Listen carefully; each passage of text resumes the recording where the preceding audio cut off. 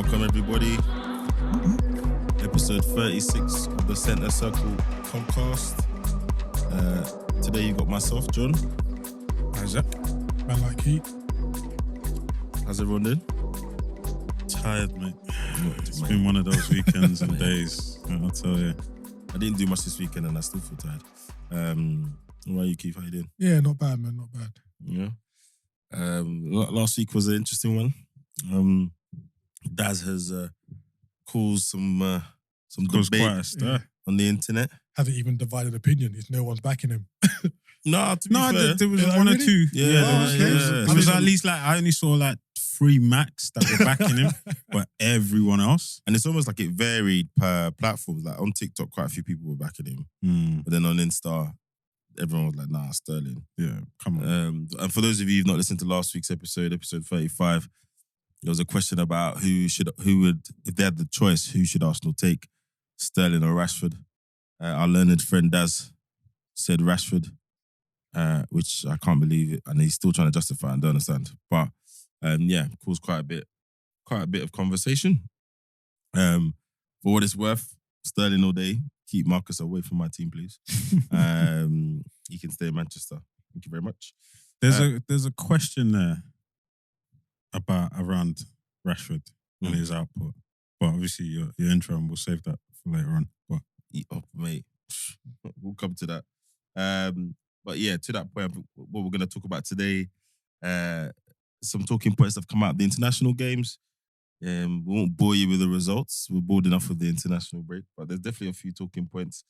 And then quite a few things have happened to fill the gap. We've got the Everton Points Deduction, Man City's process, whatever that is and how long it's taken. And Chelsea. The number of injuries that are occurring. We've seen some more this weekend.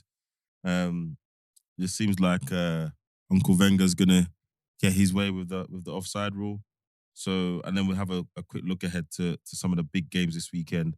City, Liverpool, Newcastle, Chelsea, to name a couple. All right. Do it. So, international break. To be honest, the whole Euro qualifier, Nations League, all of that, I can't tell what's what now. So, as far as I'm concerned, they told me it's a competitive game. They're playing towards qualifying for the next tournament. Do you know what? That's a genuine...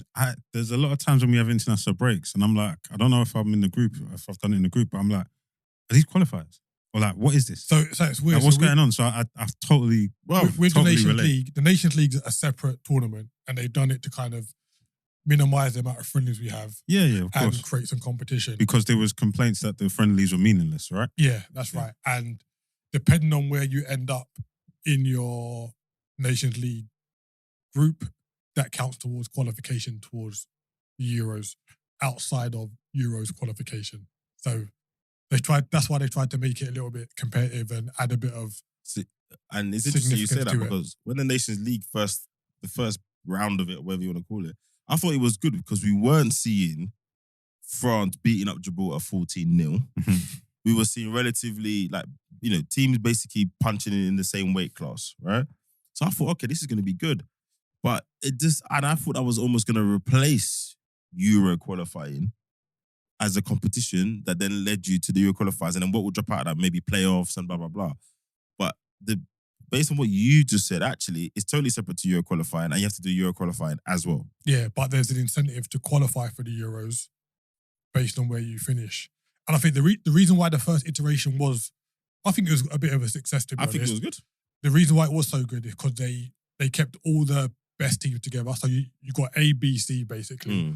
All the bigger nations were in A, all the middle road nations were in B, and all the dead teams were in C. But with the Nations League, you can... Lower ranked nations. That's what we call them. Lower ranked nations. You can get relegated and promoted relegated and promoted in it. And I think that's where now the disparity is with some of the games. You're seeing better nations who haven't performed well. So England done really poorly in the last Nations. Oh, yeah. I think they're relegated to B now because they came bottom of their group. So you'll see England play a lesser team rather than... Okay. Fair. But it's all convoluted and whatnot. I was literally just about to say exactly what you just said. Yeah, because the fact that you spent probably 3 minutes explaining that to me. It sounds massive. Probably proves the point. So I think as it stands, there's still 4 automatic places for people to go through, for teams to go through tonight. All of those are going to be settled tonight. And then we've got playoffs, etc. So there's a few teams who don't have it in their hands. We've got some straight shootouts as you described it before we started recording. So we've got Italy and Ukraine. Yep. Yeah, whether that goes through. So there's still a little bit of jeopardy. There's still a little bit of there's games that still have, significance. Yeah, exactly. But I think the Nations League format captured that a little bit better as a tournament type vibe rather than this league qualification bit. But what this qualifying phase has thrown up is a couple of interesting questions around international expectations. One of the things that's been rumbling a bit now is around Norway. And of course, Erling Haaland is over the last season and a bit, well, maybe a bit longer, but some would say at the highest level, started to realise his potential at the highest level. Some of what we saw in his previous 2 teams. And of course, now Martin Odegaard is Arsenal captain. He did very well last season. So some people's, Isaac's, expectations of Norway has risen accordingly, he would say, due to the fact that they have 2 players who, if they're not, I would say Haaland is world class, and Odegaard's on his way, right? 2 players of either world class or near world class standing. They should have done better or got closer to qualifying. Well, actually, no, you said they should have qualified. Should have qualified. Okay. There's no way they should have qualified due to having the presence of players like that. I personally don't think it works like that. I think the expectations of certain nations are sort of, well, you've got a couple of generational talents. If the rest of the machine galvanizes and works well with that, and you qualify, cool. And then when you get there, you never know what happens once you get to the tournament, right? Yeah. But in my mind, personally, I have no expectation on Norway to be qualifying for major tournaments now because those 2 players have now kind of started to realise their potential. I've never thought that of smaller footballing nations. Isaac, why do you expect Norway to... Quick question. Before I get into it, what question? I just want to ask a Yeah. question, right? No, before I get into it, I just want to ask a question. When is that? So you say on smaller nations, you don't place that expectation on smaller nations, but you do have lesser ranked nations. Lesser ranked nations, right? Yeah. But you do have that expectation generally. Let's just say if Pep came to Arsenal, you would have an expectation that Arsenal would improve. If Pep came to Arsenal, yeah, I would expect Arsenal to improve. With amongst other things, yes. Okay. Yes. So just cut and dry, yes. Yes. All right, cool. If Chelsea got Messi 2 years ago, you'd expect Chelsea to improve. Yeah. We'll give you this. Yes? Yeah. Okay. Yes? But I'm waiting. Yeah, it's not bad. I'm waiting for him to land. No, I'm just asking questions. I just want to preface my I'm sensing turbulence at the minute. Like, to be honest, I'm not going to lie. No, I just want I want to preface my thoughts. This is Fast and Furious 6. His runway's forever. It's Fast and Furious, you're going to land it on the building, so it's fine. Yeah, good. Okay, cool. So my understanding is that you both have an expectation. If a team has certain personnel, there's an expectation that comes along with it, right? Yes. Therefore, if Haaland is considered probably the best goal scorer in the world at the moment, yes, and Odegaard is considered a top-tier talent, top-tier midfielder, then how is it not fair or harsh or far-fetched, whichever word you want to use, how is it far-fetched to expect Norway to then improve or to say, right, cool, you've got the best goal scorer in the world, you've got a good midfielder right behind him, I now expect you to be knocking on the qualification door. Or even say, I'll be clear and say, I expect you to qualify.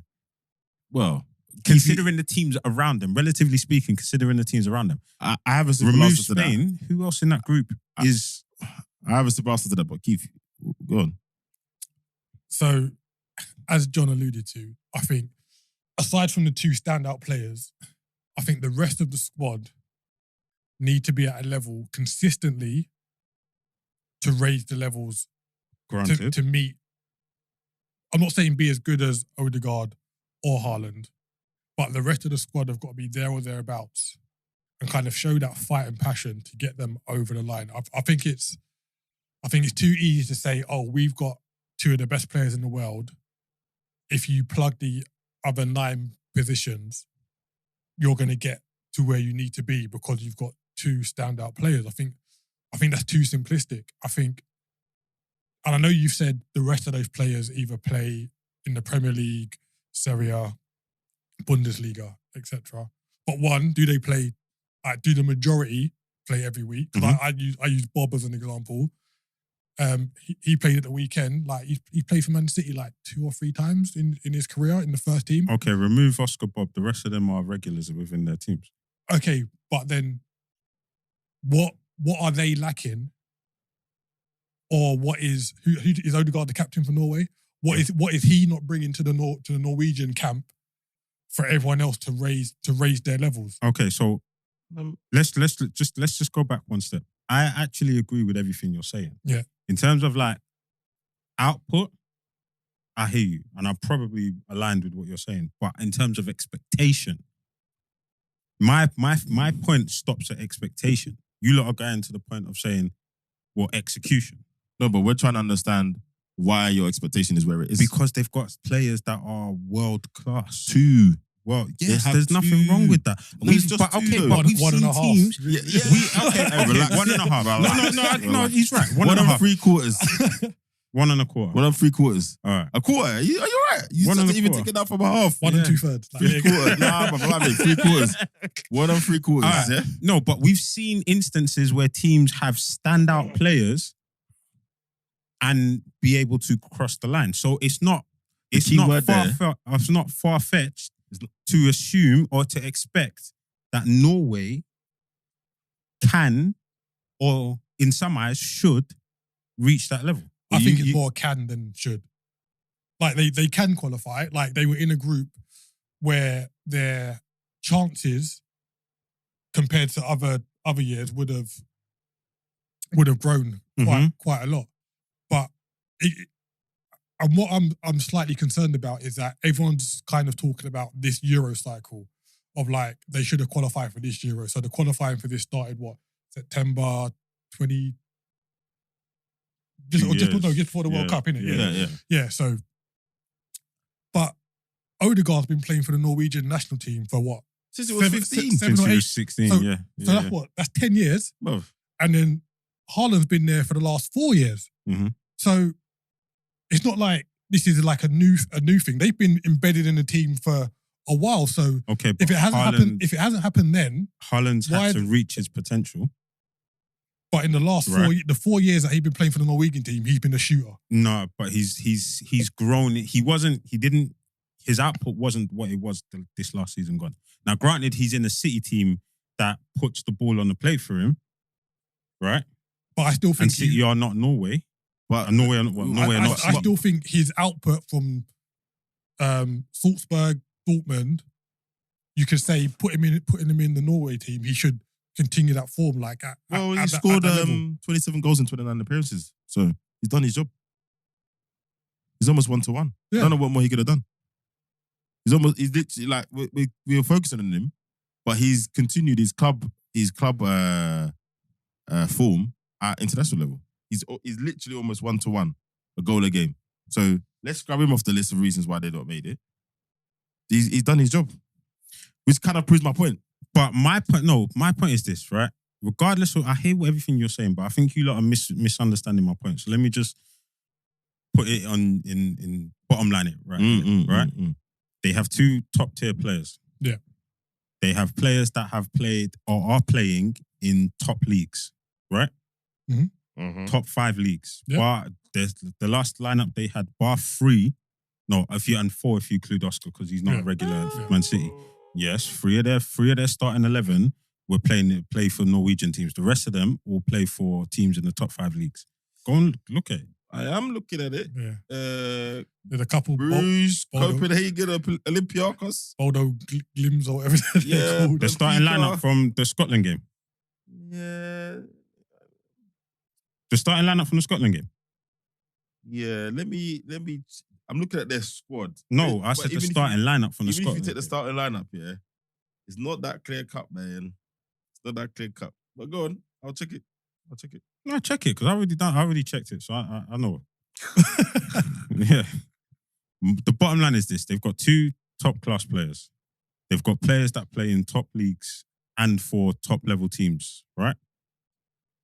It's not far-fetched to expect them to have qualified considering the group that they were in, right? So Spain aside.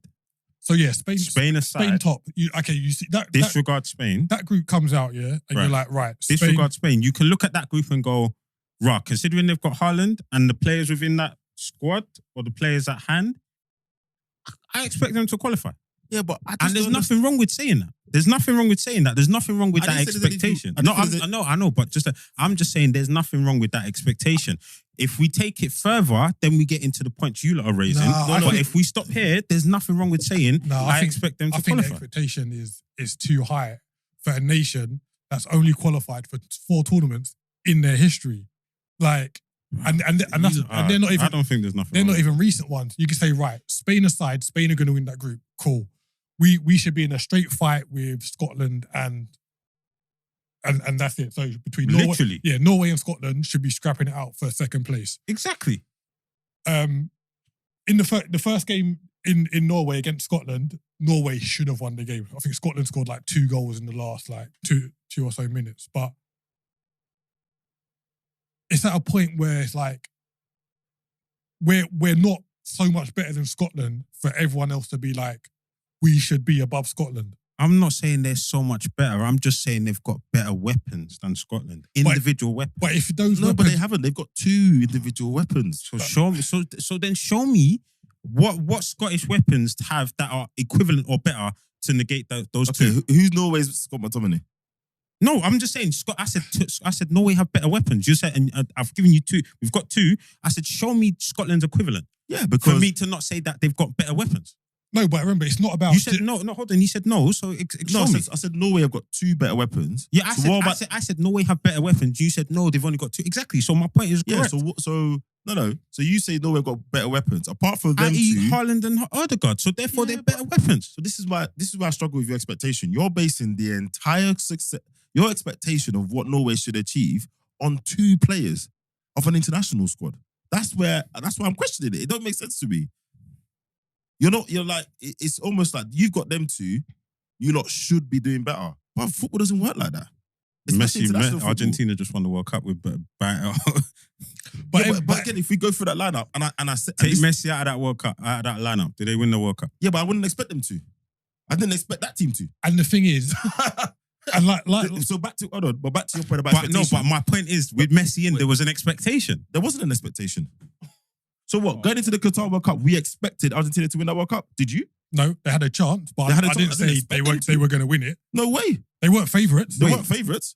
Who was favourites to win? They weren't favourites. No, they weren't. France were favourites going into the World Cup. France were the favourites, Argentina, bro. we can go back and look at How were Argentina the favourites over France to win the last World Cup, bro? Are you okay, bro? After they lost it, people were talking like, oh my God, what's going to happen now? They lost to Saudi Arabia and everyone was like, oh my God, the favourites have lost. They're not going to win. Nah, they weren't the favourites. They weren't favourites. Before the World Cup, Argentina were the favourites to win that World Cup. Is that what you're saying?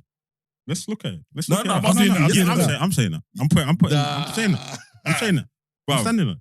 At least France, and I'm sure there were 1 or 2 other people before. They would have been up there, but they wouldn't have been. Yeah, France were not the favourites. Who else? What do you mean? I just said France. Yeah, okay. You said France. You said I'm sure someone else. Who else then? Yeah, I'm checking. Give me possibilities. Who else would have been favourites before Argentina? Italy didn't make it. This one annoys me. Yeah, not gonna like it. But England, people were talking about England. England had a chance because of the qualifying campaign that they had. I mean, we never believe it. We definitely not in this room. So the bookies had it. Brazil favourites, France second favourites. There you go. Man was even wrong. Argentina and England joint third, then Spain. There you go. They weren't favourites, as we said. But no, as you said. There you go. No, As you said. I said they weren't favourites. As you two said. But if you take it as your Wait, hold on. You said But there's an expectation. No, but with Messi in the squad, there's an expectation of going as far as possible. No, you're changing the story. No, it's not. My point is this: with certain players in the squad, there's an expectation. Expectation of what? That's the key. You said you expect them to regardless qualify. of whether it's winning, regardless of whether it's qualifying. No, but there's an expectation you can't do that of doing better than average. No, you can't do that now. You can't do that now. You can't do what now? The expectation is doing better than average. No, but you said the expectation was for them to qualify. Yeah, that's what you said. Which is better than average, no? Yeah, but I don't think that's a fair label to put on Norway just because of A, two players, and B, because of their history. And if you were saying, compare them to Scotland, it's the same as comparing to Scotland, Wales when they got through to Euro 2016 and Argentina in last World Cup. The totality of the squad pulled together it's not good enough. to raise the levels. That's irrelevant to the point that I'm talking about. But no, it is. I don't tell you why, because again, it's expectation and execution. We're asking you what your expectation is based on. I've told you. Yeah, and we're questioning players that. And the group.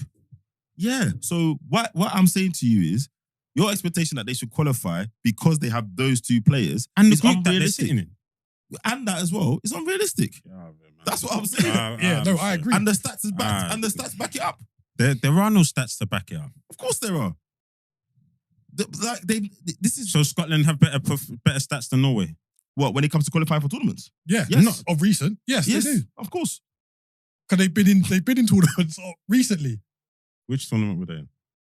They was in one of the Euros or World Cups, I believe. They've definitely been in the tournament more recently than Norway. That is for sure. Yeah. That is for sure. I remember, this is an Erling Haaland who, at Dortmund, he was banging in goals. So this is not just a Man City thing. Dortmund, 62 goals in 67 games. Salzburg, 17 goals in 16 games. So why is the Haaland effect now a thing? Why wasn't that there? So did you expect them to qualify for the World Cup? When the World Cup just gone? Yeah, yes, my friend. The most recent World Cup. To be honest, no. Why? I would say Erdegaard wasn't at the level that he's at, and neither was Haaland. So you think that the difference for them progressing out of the group with Scotland and Norway rests solely on the shoulders of Haaland and Odegaard? No, that's exact. But every time I've asked you about your expectation, you've only mentioned them two. Yeah, because they're their best known players. Yes, but... So I'll give you another example. Okay. When Bale was at his peak, there was expectations for Wales to qualify. No, there wasn't. There was, bro. No, there wasn't, man. Yes, there was, bro.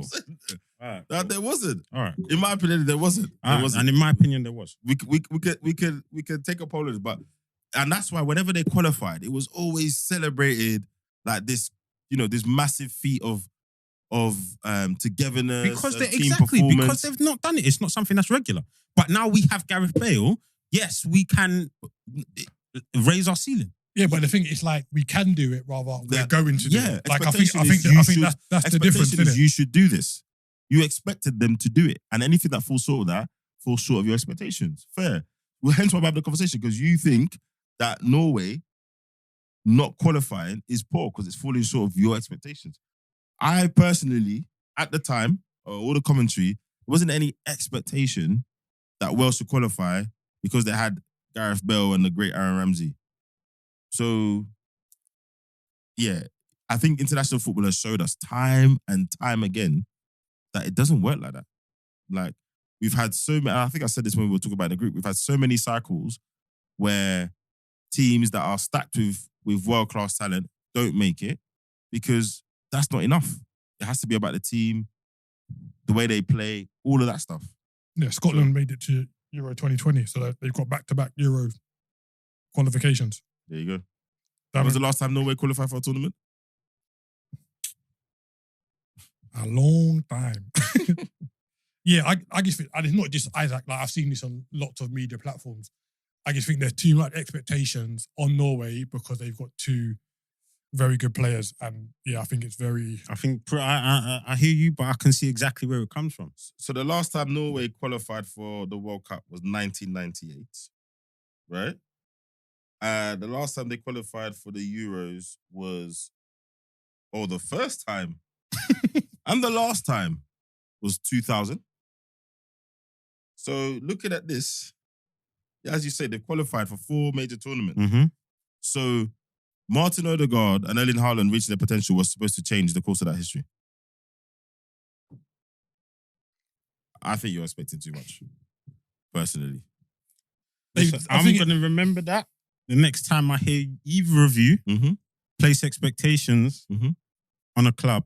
Yeah, you can interrogate the basis of my expectation though. But at a club, it's different, isn't it? Because don't do that. Don't do that. It's the same. It's the same. Nuance isn't allowed because how is it?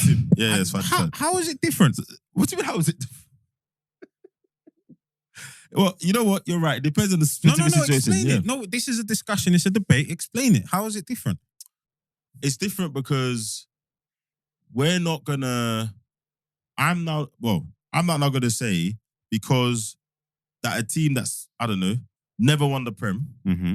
Now that they've got 2 players, I expect them to win the Prem. Mm-hmm. Or they've never been in the Champions League qualification. Okay, Burnley next week get Mbappe and Camavinga. Mm-hmm. I'm now not going to be like, yeah, man, I expect them to win the league. It doesn't work like that. We've seen it many a time. It doesn't. I wouldn't be doing that. We've seen it with PSG. Yeah. Not winning the Champions League. Yeah, that's the equivalent of what you're saying. It's like, actually, these lot have been dead for so long, but now they've got 2 real generational guys.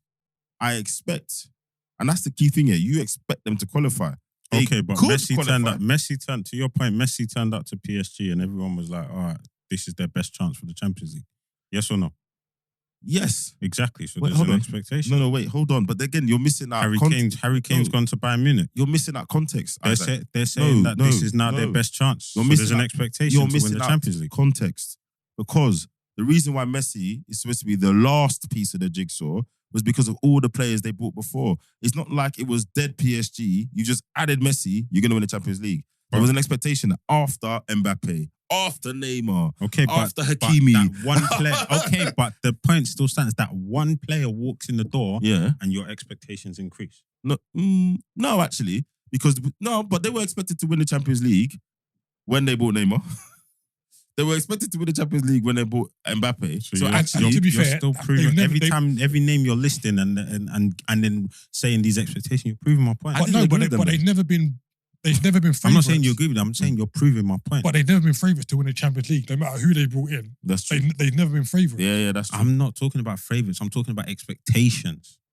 Yeah, but that's the most... Regardless of who the expectation comes from. But that's the most objective. There's an expectation. But that's the most objective measure of expectation we can use. Otherwise, we'll just be going in a circle forever. So I guess my point is, when it comes to measuring the impact of new player or additions to a team and what the expectations are, generally, whenever people talk about expectations, they use some sort of barometer. Yeah, they use the favourites or where bookies put them or whatever.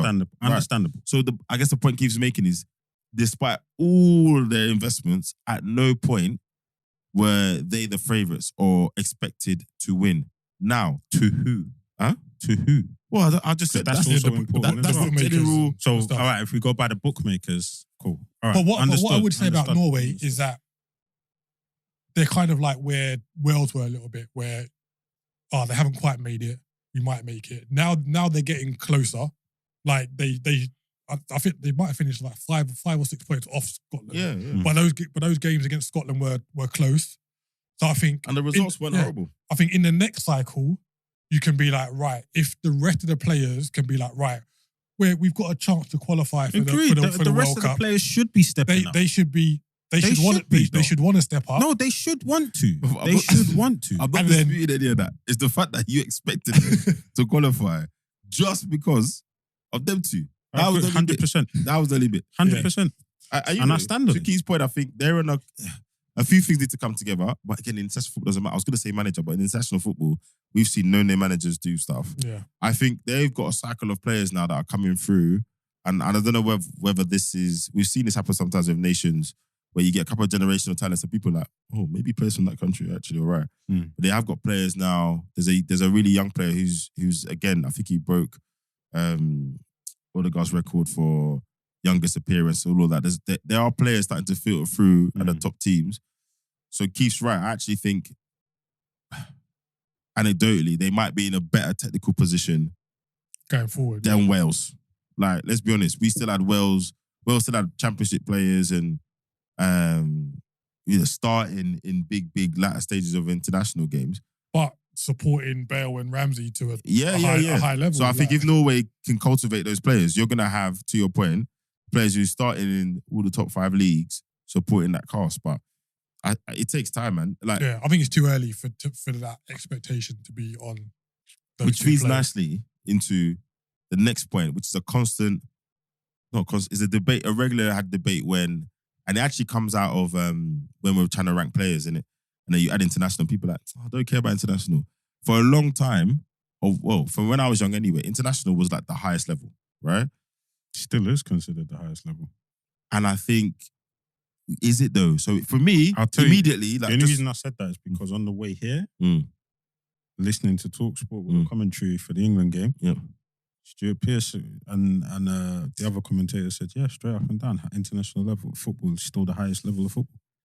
I think it's wavering. I think that generation would say that. I think it's wavering. And don't get me wrong, I'm with you. Me, just like subconsciously, it's international and everything else. But someone made a good point to me, and they were like, are you telling me that it's harder to play international football than to play Champions League football? Like, the level of Champions League football, even if you say the group stage is a bit whatever, even if you look at the stats of the group stage, Champions League football is, I don't want to say brutal, it's, unforgiving is probably the word I would use. And I'm like, when you look at the international game now, yes, it's great. More nations are playing football. It's expanded. But do you think that the average level of international football, so the matches you play, the opposition you play against, isn't diluted now? I personally would say yes. I think international football, there's a cutoff. Yeah. Right? Okay. Where you've got your top level nations, and then the gap between them and everyone else below them is quite sizable. Right? But the thing with international football, I feel, is that the majority of it is knockout competition, right? And the qualifiers, but then obviously the cream of the crop rises, and then they play each other, and then it's knockout football. So automatically, that level of football is always going to be the highest in terms of pressure, in terms of like what comes with it. It's always going to be the highest level, right? And I think that's probably why they say it's probably the highest level, just because of the pressure that you have to deal with. I mean, Champions League, you get knocked out, you go again next season if your team makes it, right? For the most part. Yeah, and I think it's an interesting one, right? So I think, like anything, is it a case of, at the business end, international football is still international football. It's still probably the hardest stage to play the game. But as a whole, overall, it's probably got a little bit diluted standard-wise. But when you get, like you said, when you get to the latter stages of your Euros, your World Cup, the big stages, by and large, it's still the biggest teams. Yeah, you get a shock here and there, which again, you shouldn't be slipping. If the standard diluted, you shouldn't be slipping up, right? Germany and these companies shouldn't be going out in group stage, etc. Because then, as far as I'm concerned, you're definitely not good enough. If we've made the groups bigger, average ranking of the teams has got lower, etc., then that's the case. And do you think the factor of you can't pick who you want as well, does that also add credibility to the difficulty?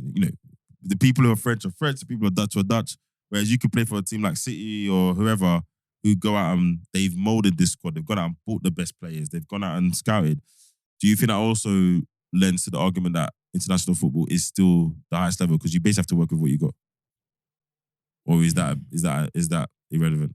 I think that speaks more to club football, in the sense that the teams in the Champions League or European, Champions League, because that's the highest form, they've gone out and built their teams, right? They've executed strategy. Exactly. So we've said, look, we want a style, so let's take City, just for the sake of it. City have got the money and the manager to go out and build the best team possible. Yeah. Right? There is probably not many international teams that could beat that City team. It's true, Yeah. I'd back them to beat France. Most teams. I'd back them to beat France. Nah. But they beat Germany. Yeah, I think Germany. most top European clubs would beat Most international. most international. Yes, that's what I'm saying. So I So think that speaks to more to clubs rather than the internationals. I think with international football, it's the highest level of pressure that you've got to deal with, right? There's a lot more at stake. You get rid of the friendlies, you get into the groups, the knockouts, the actual tournaments, which is what we're comparing it to. And the jeopardy is higher every 4 years, all of that stuff. So there's a lot more around an international game than there is around a Champions League game, right? So I think that's why they say it's the highest level. And generally speaking, it should be the best of your country, right? It should, but when you got managers like Southgate, it doesn't matter. Exactly. It should be. So therefore, it's meant to be the best against the best, right? In theoretically speaking, obviously, like you said, it doesn't always happen like that. It's Club England, Club Brazil, whatever, whichever you want to look at. But so to that aspect, international ball should be the highest level. So if we take 11 of the best players from Brazil against 11 of the best players from France with both teams' selection pools, ideally you should get a higher level of football than the Champions League, right? Yeah. Wow. Do you know? Actually, I want to get your view on this just before you speak. The other thing as well, I think that is backing up the argument that international football is not the highest level anymore, is that because of all these games and the level of it, the scoring records are just getting smashed. It feels like every year someone's breaking a record. You know, no disrespect to Romelu Lukaku, but he's just broken the qualifying 4 record against Azerbaijan, and that took him to 42. Yeah. His goal record is 83 goals and 110. Don't get me wrong, I've backed Lukaku on this podcast, but if you came from another planet and saw those numbers, you would think he was a tier 1 elite striker. Yeah. He's not. So I think that's another thing that lends to the argument around the international football not quite being the highest level in the game. Yeah. And I think it goes down to a bit of the commercial aspect as well. Like the Champions League has been kind of Diluted. funded and no, but I mean, like it's been funded and it's seen as like the best of the best, even to the point where Wenger, when he's a manager, was saying it's like winning a trophy, qualifying for the Champions League. Like I think a lot of people, and I think even a lot of the younger kids coming through now, I think if you ask them, would you rather play the Champions League final or World Cup final? I think it's not going to be a straight World Cup final. I reckon a lot would say Champions League. Yeah, like I think a lot of kids would say. I'm thinking about me. No, so I think for me, I'd say World Cup, and I think that's why people like Stuart Pearce. Once every 4 years, in a career, you're looking at 4 opportunities. Play, you said, or watch? No, play. And I think it's a generational thing because Champions League is so in your face constantly. I think a lot of kids coming up now will be like, oh yeah, Champions League, where the World Cup, the furore around it is not like it used to be. It's not as in your face. And I think in terms of that, that's why a lot of people say there's a bit of a question about what the pinnacle is. 'Cause I know you said the best 11 of Brazil v the best 11 of France should be the best football, but when you can go out and buy the best players from all around the world, and then you've got and make your dream team, the best, then that's essentially going to be the 2 best teams playing at the pinnacle. Yeah. So it's hard. I really think it's a generational thing. I think up to a certain age, you'll say World Cup. Under a certain age, you're going to be like Champions League. Go on. I'll go. But on the age thing, I don't know if it's generational. I do think that if you had asked me at a certain age, I would have said FA Cup or Champions League final. Then when you get a bit older, especially kids that actually play football, and then they see the players that they grew up with kind of playing certain finals, like, you know, the Pogba fanboys would have seen him play the World Cup final, seen him win that. I think that all matters as well. So I think there is a generational thing, but I also think if you ask someone at 12, 13 and ask them at maybe 70, I think you might get a different answer. Sorry, you were going to say? So I had 2 things, but just off of the bat that, I think I've got a third point as well. And also just to kind of echo Keith's point. I genuinely believe that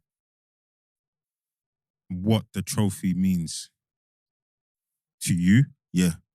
plays a big part in that. Yeah. right? And it varies So- by country, doesn't it? Exactly. So Yeah. I think growing up for us, Mm. like you said, the FA Cup was massive. Yeah, massive. You used to It watch still is for me. those. I'm not even gonna lie. No, I agree as well. I 100%, bro. think it's lost a little shine I agree. because of what you said. Because of the Premier and Champions the League. marketing Mm. and the Yeah. PR that comes behind it. I think it's lost a little shine, but it still is. Yeah.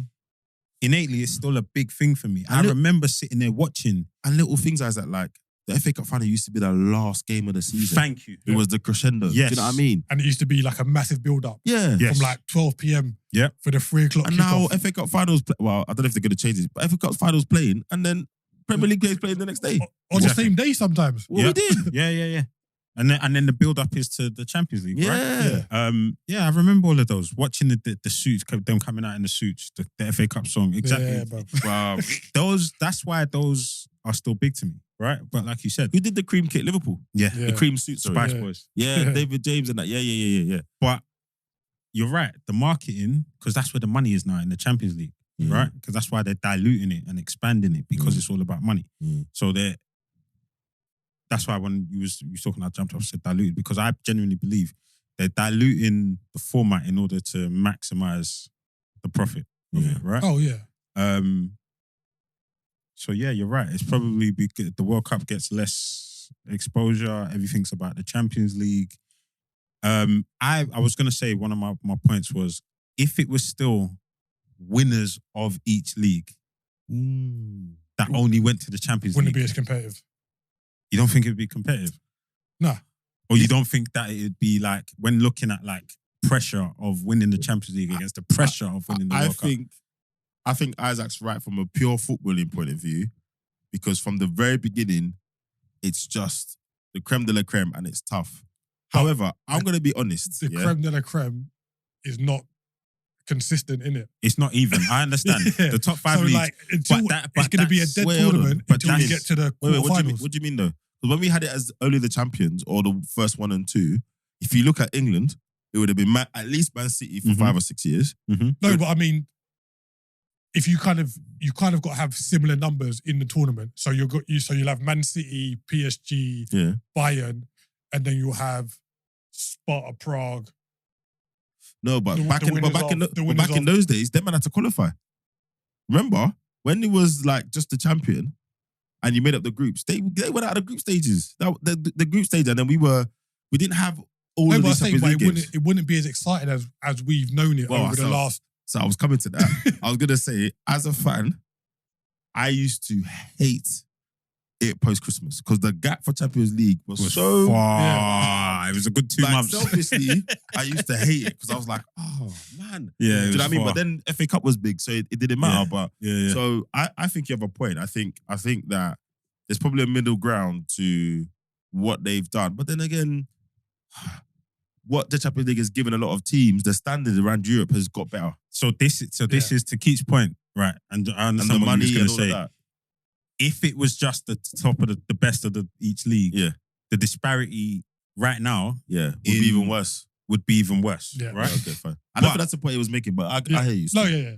But if it wasn't I'll that, just talk about quality. You helped him Yeah, still. You helped quality. him still, yeah, man. but if you go back to, let's say you go back to 2000 or 1999 when Man United won the treble, right? Yeah.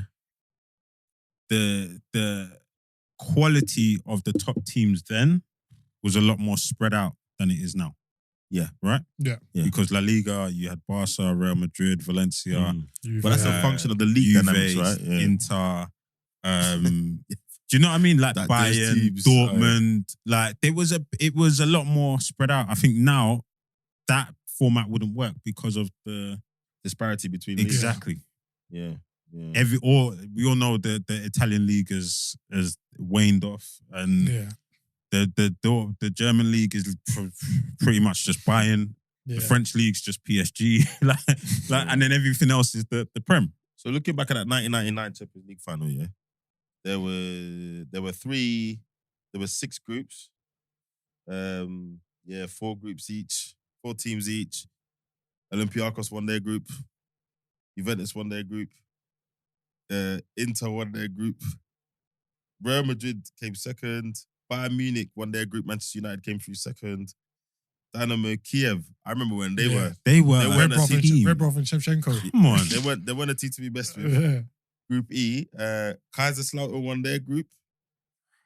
And then the Real Madrid and Manchester United went through as the best second place groups.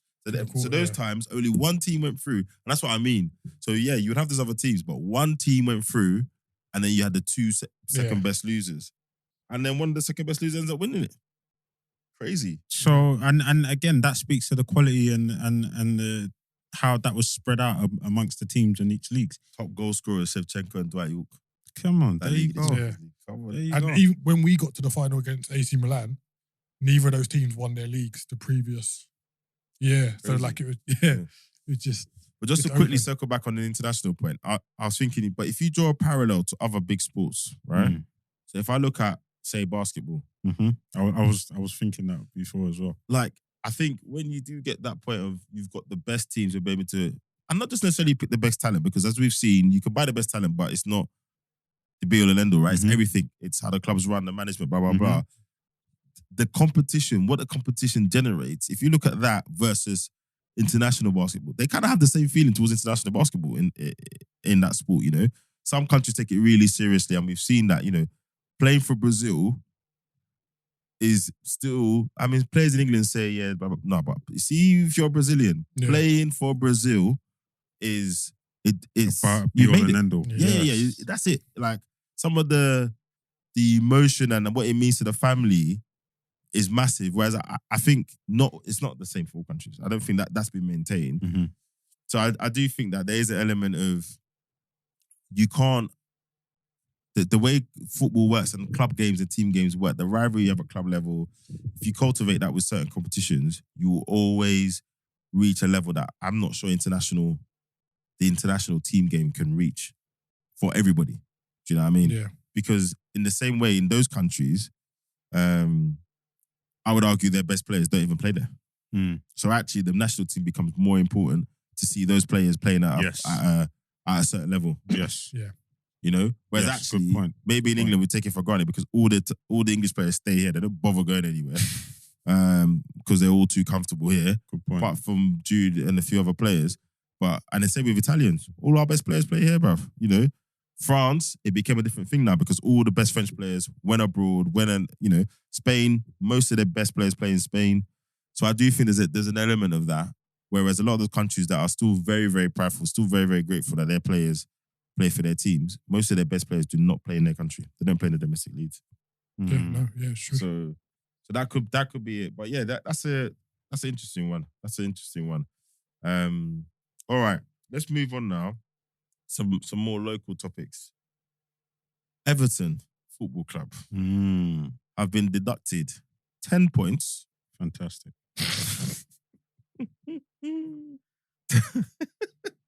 10 points for breaching the Premier League sustainability rules. Couldn't happen to a better club. Now, there's a couple of things with this, right? So just for process sake, the issue is Everton were charged with one offence for effectively culminating in one season, but it was over a 3-year period. You're not allowed to lose more than £105 million over a 3-year period.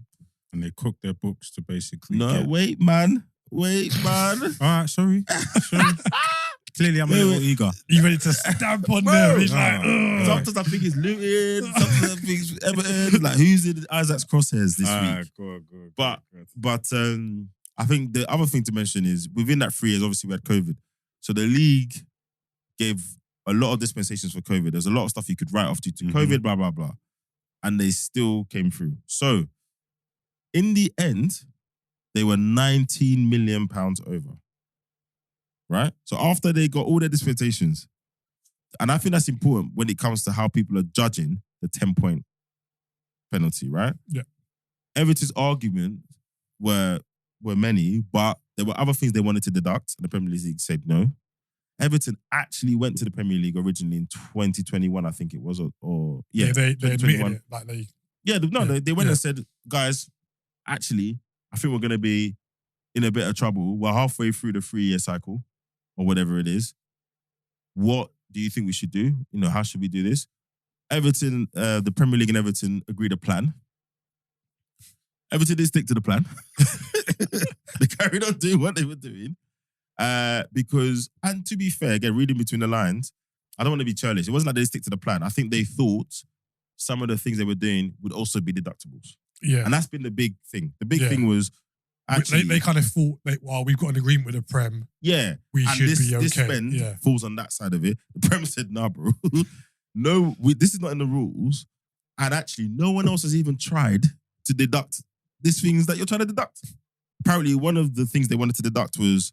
I shouldn't laugh, but sometimes you hear stuff, you're like, what are you talking about? They wanted to deduct an amount that they felt they would have been able to recoup if they had sued a player that they sacked. I'm not going to name names, but you know who that is. Mm-hmm. So, yeah, but you didn't sue him though. And you didn't recoup the money. So how can I talk off something that you didn't do and the money you didn't get back? This is why I said they were cooking their books. So, there was another one where they said, actually, players we sold, right? Their value would have been X% higher if we had sold them outside of COVID. Yeah. Well, guess what? Everyone's players would have been X% higher if they sold them outside of COVID. So, in the end, totally independent panel, nothing to do with Premier League, lawyers, whatever said, we breached it. The interesting thing about this is the Premier League have, since the Man City situation, they've written new rules. All of these things have to be done, dusted and appealed within 12 weeks. That's why this moves so swiftly. It's actually in the rules that this has to be done within a 12-week cycle. So that's how it all moved. But from once the proceedings started, judgment, points deducted. Yeah. So now everyone can appeal. I'm guessing City's 12 weeks hasn't started yet. Nah. And I guess I'm going to come on to the City point because actually there's some big differences. So first question for me is, do you guys think that the points deduction was harsh? No. Should I ask you first? But God, Isaac, why wasn't it harsh? When we look at it relatively... Okay, so objectively speaking, I mean, FFP have essentially been promoting what they're going to do, the consequences of falling foul, right? For ages. And I kind of feel like... And these are the Premier League's rules, sorry, not UEFA. This is just Premier League's. Right. So they've been promoting, look, if you do this, X. If you do X, you're going to get Y, right? A equals B. For ages. We've been hearing about it. We know City have breaches. We know other clubs have breaches.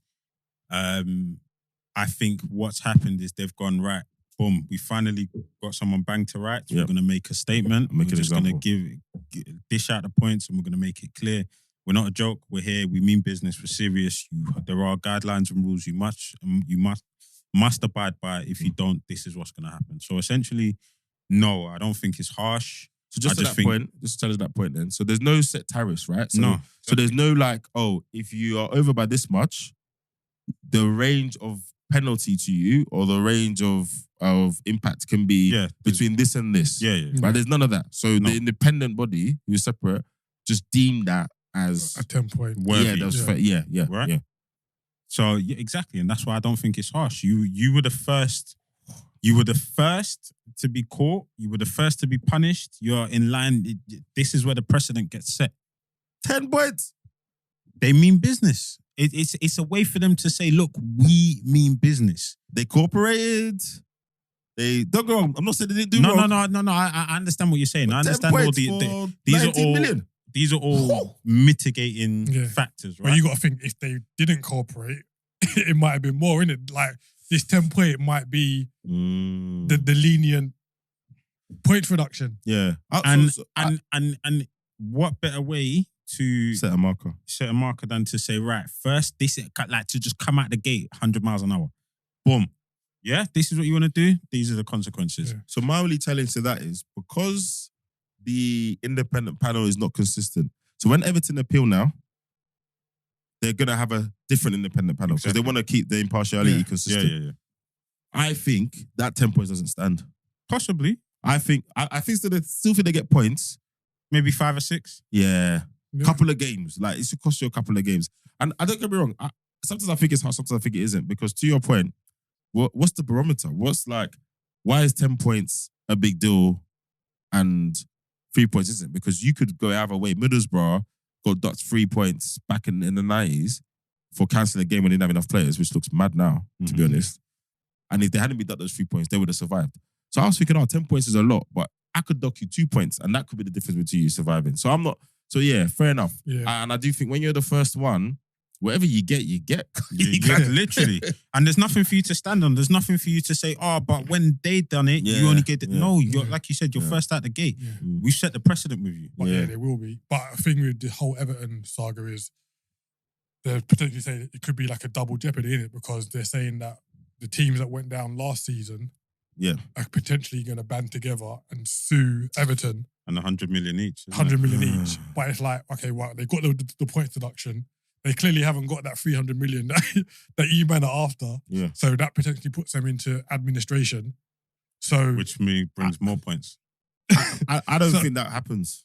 Can you imagine? So I don't think it happens to the scale, but I can say, well, if you've cooked your books and we haven't, and we got relegated because you were able to tweak things, why shouldn't I be in line for a bit of money? Hold on. Go on. What's the relevance of that? How does that equate?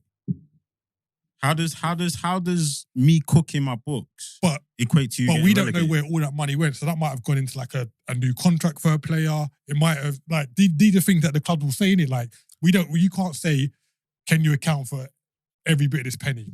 They can't really. Okay, but sorry, I think it's a reach. I think it's a massive reach. It's a reach, but I think they'll still do it. Like, I think they'll be like, why not? I agree, but I think it's going to be hard to prove. Because you see the West Ham one, the West Ham one was different, right? Because what with Tevez? Because I can say you did something wrong in acquiring that. It's a very focused. That particular transaction was wrong, and basically you stayed up because of them too. Man. Exactly, right? And you can pinpoint points and actions that relate. Thank you. Yeah, okay. This one, how? Because it's a little bit dubious, and I think it's secondary, almost tertiary to a degree. Then you've also got the whole community thing, right? So you're going to become part of the... So what? You're going to sue Everton. Let's say you put Everton in administration and they disappear, right? As clubs, as fellow league clubs, you're going to become part of the Premier League as well. If anything, you should be suing the Premier League. Possibly. But suing Everton themselves and saying, your £19 million overspend is the reason is partly the reason I got relegated. I want 100 million. I don't see how that washes. I really don't see. I think lawyers will lawyer, man. I think they will. Bruv, they'll take the money, but it doesn't. If you go and ask a lawyer, scan the documents. If you're gonna win, he might not tell yes or no. He'll still take a case. So I think if they do that, then that's poor. I'll be honest. I think that's poor. Like again, the Carlos Tevez one, I kind of got that. Even then, I thought, but they won some money, but not masses. Yeah. But I think in those kind of things, can we have our cake and eat it? So, for example, the Premier League can punish Everton for those things, but the impact of that going unpunished, I shouldn't be able to sue Everton. I should be suing the body that should have been policing that and making sure that wrongdoing didn't impact the rest of the teams in the league. Mm-hmm. So, if anything, sue the Premier League.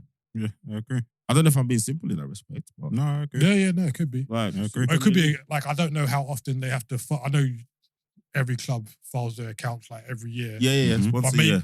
Twice a year. But maybe they should, like quarterly, they need to be like to the Premier League, this is what we're doing. No, but that's what they're doing. So they're filing through regularly. So you know, in relatively real time, the Premier League would have seen the direction that stuff was going. But obviously, what I can't do is, it's a 3-year period, right? So in the middle of 2021, unless you've been spending the madness, which they were, I can't then predict what you are or aren't going to spend for the next 2 years. That's the issue. That's the issue. So as that doesn't think it's harsh, what do you think? I think, like, we don't know, innit? Like, because it's a new precedent, never been done before. I think because it's one count, people might be like, oh, it's harsh for one count when other clubs have if it 100 plus counts. Yeah.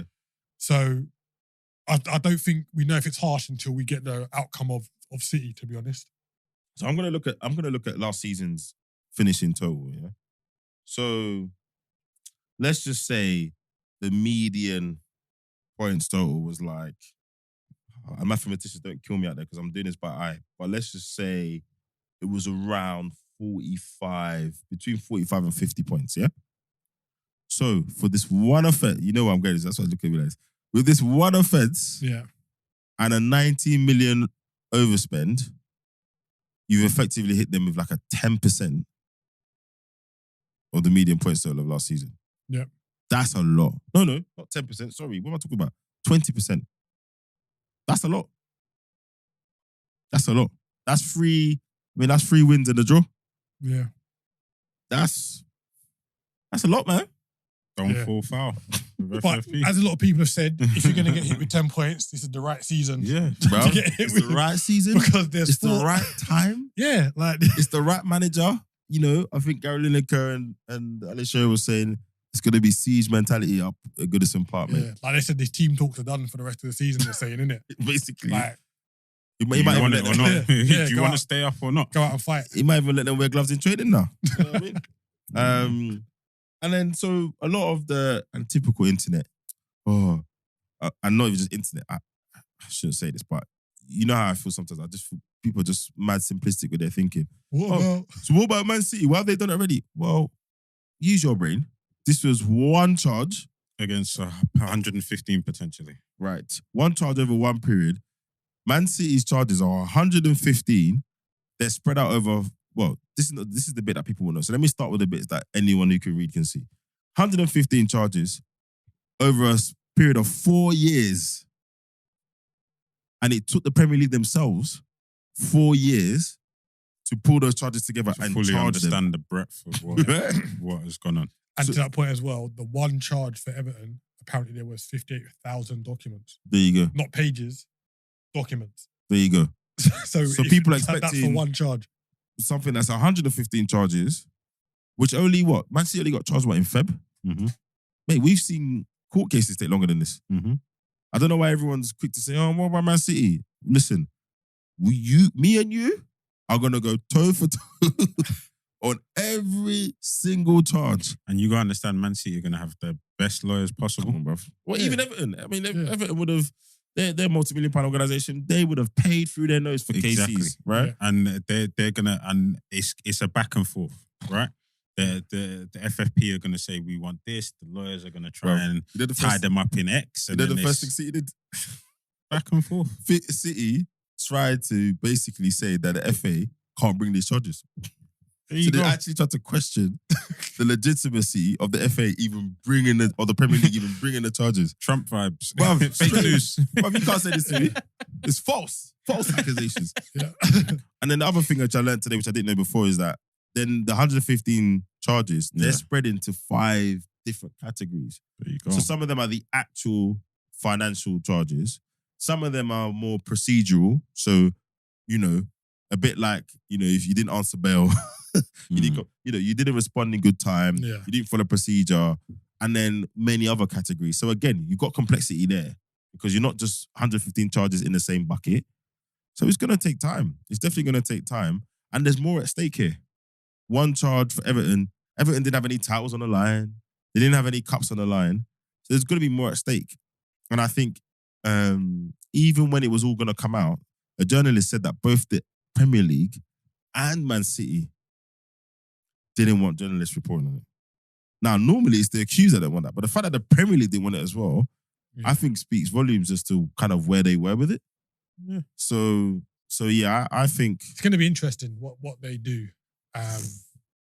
Like I don't think the whole stripping titles and that. I don't see the point in that, to be honest. Why? Because to your point, the same reason why them lot can't sue. Like if it's would you want a downgraded title? Like, I'd rather them just get.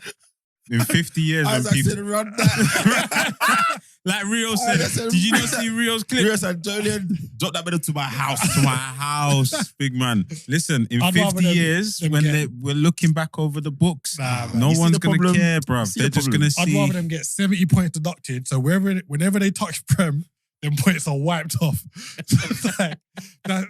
So no seriousness. So if they went down and got promoted back again, they'll minus straight away. Like, no, I agree. In all seriousness, I think unless you break the law, so Juventus and those guys in Italy, fraud, bribery, unless you do that, no title should be taken back, in my opinion, because to your point earlier, cooking the books and doing accounting in propriety, that's more around your sustainability as a club, right? We want you to run the club in a certain way. Yeah. It's ethics. Yeah, and you're not following the rules that everyone else has to follow. Yeah. Rather than you cheated to get John Stones, or you cheated to get... Do you understand what I mean? Or you bribed the referee to win that game. It's the evasion against avoidance. No, I don't think that. It is kind of, because one's illegal, one's not, right? Yeah, Bribery and match corruption is illegal. Cooking your books essentially is not illegal. It's just, no, but it's against the rules of... It's against the rules of where you're playing. Yeah. So avoidance isn't against the rules. It's a moral thing, right? It's a great area.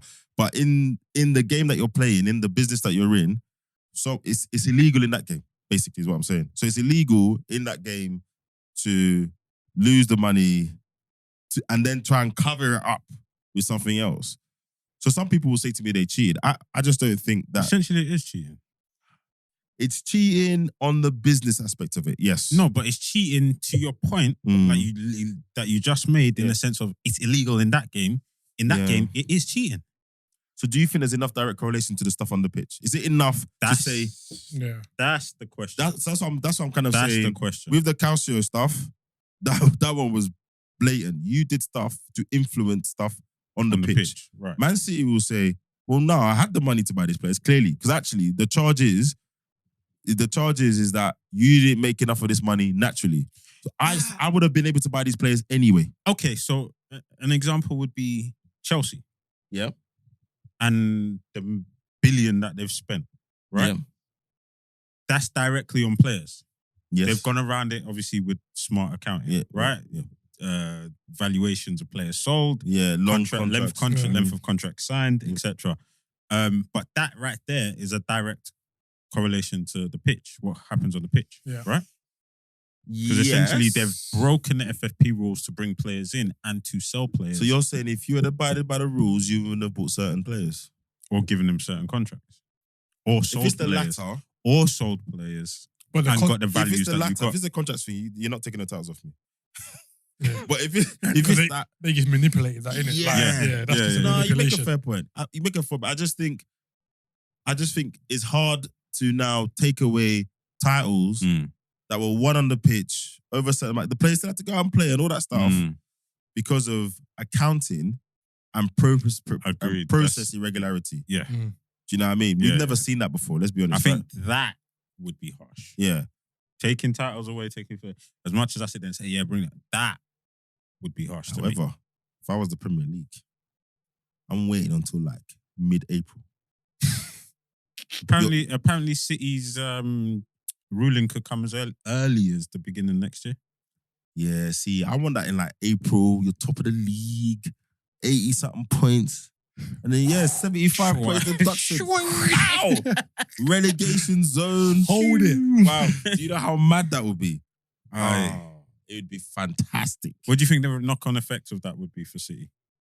Well, if they keep to this rule, I don't know if they can I don't know if they fall into the 12-week thing now. So when it starts, everything's going to be done in 12 weeks. Because actually, if everything does have to be done in 12 weeks, we'll know whether they appeal. But I think if they got relegated, it'd be interesting to see how the owners behave, because they've put a lot into City, the infrastructure, the stadium, the local area. They've built all of that stuff. I was looking at some of that stuff yesterday. I think they stay. If they disappear, you think they stay? I think they stay. So what for about one, players? What about so Pep? in terms of the charges, I think a lot of them are going to get wiped out. I think so. I think a lot. I'd say if it went down to maybe like 20, I wouldn't be surprised. Even still, because like you said, not even all still, if Everton are getting 10 points, yeah, for that's what I'm saying. So like, I think it will go down to around 20. Can I just question you on that? Why? Because the FA have not brought charges that can stick, or because Man City are going to be elusive, or a bit of both? What do you think? I think it's based on what's happened to Everton. Because if Everton are getting 10 points for one charge, and if they fail with their appeal, it's a precedent, innit? Like, regardless, then that at a minimum, City have got 10 points taken off them at a minimum. To be fair, we don't know what they're appealing, right? They might not be, because they admitted to it. So they're not appealing the charge, they're appealing their punishment. Yeah. So So pre-appeal, Man City are going to get 10 points taken off them. Straight out the Happy gate. days. Yeah. I'll take that, to be fair. Yeah, so, and then whatever's on top of that, we'll deal. But You got me dreaming now, man. 70 points. so I think they've invested too much to walk away straight away or over time. It'll be what Pep and the players do. They might stay. They stayed in the Championship. Nah, it's not. Can you imagine? Not happening. City in the Championship. Because a lot of those guys in Italy, they stayed in Yeah, Serie B, didn't Pirlo they? and them man stayed, didn't They it? did. No, not everyone. Not everyone. a lot of them did. A lot of them. Only man. Vieira left. Buffon stayed. Yeah. Ibrahimovic left. I think he went to Inter. Vieira left. I think Pirlo went to Milan. I thought Pirlo stayed for a season. Let's look it up, but not a lot of players stayed. Well, I'd love I think quite a few of them bounced. I Ten think man that in was the when Championship. Cannavaro went to Madrid. Oh yeah, it might have been. Yeah. I think that was when Cannavaro went to Madrid. But even saying that, no, City's academy boys can play the Championship and ball out.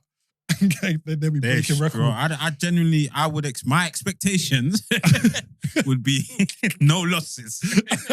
I don't know, man. I don't know. A friend of mine has always said, there's a certain level of academy here, and those boys are taught to play Premier League football. Yes. They're not taught to play rough and tumble. No, it's 48 true. Yeah, game it's true.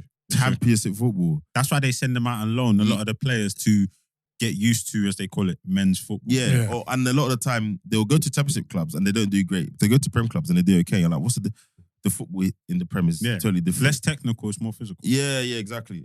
So yeah, I don't know. I think if we there might be a middle ground here. Massive, unprecedented points deduction, right? Mm-hmm. 60 points or something mad, 70 points, right? Which, in any season, they won. Or do you think they'd just say relegation? Yeah, 100 points, just relegation. Yeah, and this is where it gets tricky. Because I was going to say the middle ground for everyone that's not is... fair though, is it? Well, this is what I was going to say. So middle ground is, we slap them with record points though. 70 points deduction is... no one's ever done that, right? That takes you from there. They won the league with 89 points last season. Mm-hmm. Takes them to 19. They'll win enough games to not be relegated, right? So they don't get relegated. So you don't get the impact of that, because they also have to consider...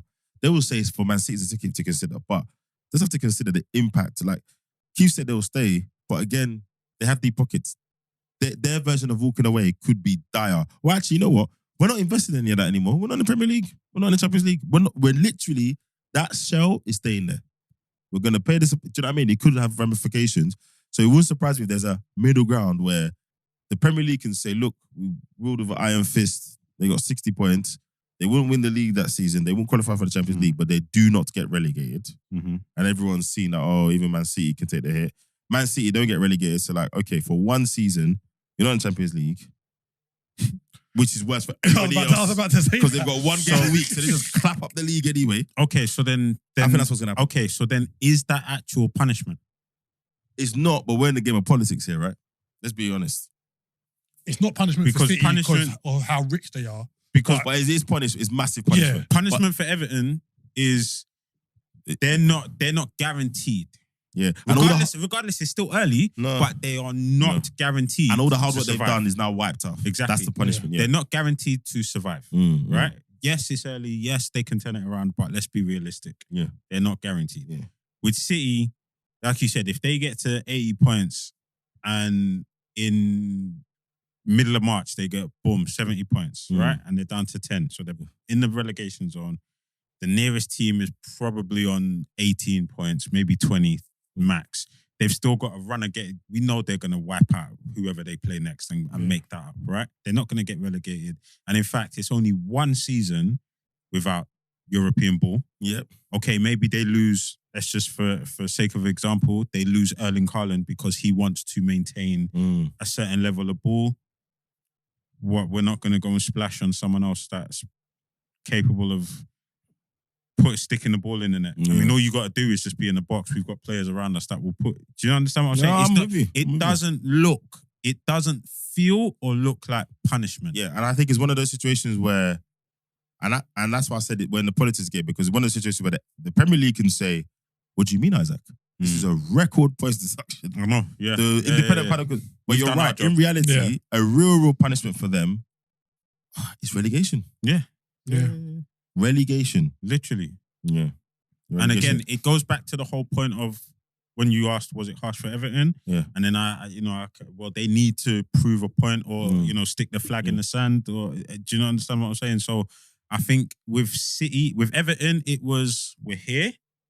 With City, it's bare ducking and diving. It's not even that. It could potentially be an opportunity for them to lay their nutsack on the table and say, we're really serious. Yeah. Or it could be, as you said, politicking. And it could just be, we've done our job. We gave them 70 points. And to that point you said, also, guys, we don't need the regulator. Look, we're dealing with our own stuff in-house. Yeah. We've dealt with Everton. We've dealt with the Titans that are City. But, bruv, if City get it, because then the relegation, then Champions League, you don't get for at least 2 seasons. The season you're in the Championship. No, they get European. Oh, no, you don't get Champions League if you win the FA Cup, is it? No, it's Europa. So let's say end of the Europa. season they got relegated, yeah? Okay. So they would play a season. No, you'd have to disqualify them from next season Champions League. Otherwise, they still only play 1 season without Champions League. No, it's 2. Because you're in the Championship, you can't qualify for the Champions No, League. but I qualified for the Champions League this season, didn't I? And that's not FA. Because if it's to his point, Yeah. if you get relegated as a punishment rather than points deduction, you end up at the bottom 3. If they just say you're relegated, No, they must take that. Because if you're relegated, they're not going to relegate 4 teams, are they? Everyone gets pushed up. Elevated, yeah, it's true. Yeah, so you won't. So you 2 seasons you'll miss out on. okay, fine. On the Champions League, So they get relegated as a function of what if points. City won the Champions League? Then they're in it next season. Then that's a UEFA. Yeah, you got to get That's a yeah. UEFA. I think That's what I'm that saying. speaks more to your point. Yeah, so I think because then I think they'd have to Championship, play in it. Yeah, Yeah. they'd have to play in it, wouldn't they? and then you keep a lot of people. But yeah, UEFA League and the Championship. I think it has to be. is There has to mad. be relegation. That's crazy, Their isn't it? fixture list would be a madness. Ooh. Because there's Champions League and Championship on the same day, innit? Yeah, but to your point, you pay most of the kids and then you just play those guys in Champions League. But I think relegation, and even then I'm thinking 1 season in the Championship. But yeah, to the point, Juventus, they kept Del Piero, Buffon, Yeah. Chiellini, Nedved, Trezeguet, Yeah. and Cameronese. So they kept They kept the old guard, Yeah, they kept as, the so fair. to speak, the old guard. I think it was the newer players that were just, or the more recent players that were like, it was. now we're bouncing. You know what would send a real message, but they'll never do it? You remember what happened to Rangers? Can you I imagine remember- City in the National League? In the last tier, didn't they? Bruv, Yeah. they put them in Right, our yeah. version of League 2. I Right said, at the bottom. what? Are you lot all right? No, that was harsh. Yeah. And that Right. Rangers were massive then, innit? Like, Yeah. And there was a Rangers player that stayed, like a well-known the one. captain, was it Barry Ferguson? Is that his name? maybe? It might have been, Who's that long-term and Serbian he captain? stayed, and he Yeah. from right to the. It's not Prem. Barry Ferguson, was it? Not Prem, the top league. Not Barry I know- Ferguson. No, I don't can't- think it was. It's the other guy that was captain after him. And then he came to the Prem and he died. Yeah, For the I'm Hackett. sure it was Ferguson. No, it was someone else. I'm pretty sure It someone might else. have been. It might have been. Because I know the No, guy, 'cause because it was Ferguson- like, I'll how look well it up. will he do down south? because Ferguson And came he- down he didn't do well at to Blackburn, I want to say. Barry Ferguson came to Blackburn. Yeah, I think I know. But the player you're thinking about was after Barry Ferguson. I think he was the next captain. I know I can picture him, but I can't remember his name. And he stayed and he did the whole every season. But that would be the real punishment. If they really want to make a statement, start again, lads. I don't think 1 season in the Championship does anything. Nah, not really. Be interesting though. But they're not going to do it. They're not going to do it. It's not possible. Yeah, it And all also- depends on the charges, and then And is there any residual benefit to the Premier League of Man City being about? So is there any reason why you'd be like, oh, you don't want to do that? Because because they're a draw, innit? Like when you see kind of Premiership banners and stuff, you normally see a KDB or a Haaland on there fair. on the artwork, Yeah. whatever. I don't know. Now we've talked it through. I don't think relegation championship it would be a big enough thing. I'll be honest. And I feel mad saying that, but it goes so quickly, bro. 1 season they're back, and they probably win the league. Well, you could argue that it takes them a year or 2 to get back to where they are if they it lose depends, players. It depends what assets they lose. Yeah, and even just to move around the club, etc. But Yeah, okay. So maybe in that respect, relegation championship has enough of a ripple effect. Because then if they correct all the financial stuff as well, in theory, they can't make the same level of investments because they only made the investments because of what and they were then doing. the TV revenue money drops. Yeah, So they can't use that spend as much. So the off the pitch bit is actually the key. So you relegate them to championship, no Champions League money for 2 years. Championship money is nothing. Maybe it goes up a little bit in case of what players you keep. Yeah. And I won't be surprised if they walked away, man. I won't be surprised. And if they walk away, I don't think they will. I think they just see it as a bump in the road. And they'll be like, we'll be back. Don't worry about us. I would love it if they went and just bought someone else in the Prem. No, they could for one season. Yeah. Like, we're leaving, sold Man City to someone and said, look, we'll give it to a certain price. Off you go, and then just went and bought Everton or something. I think Man City would be hard to sell now, though, I'd say. Just in terms of the level of investment that. No, they take a haircut. They take a massive haircut.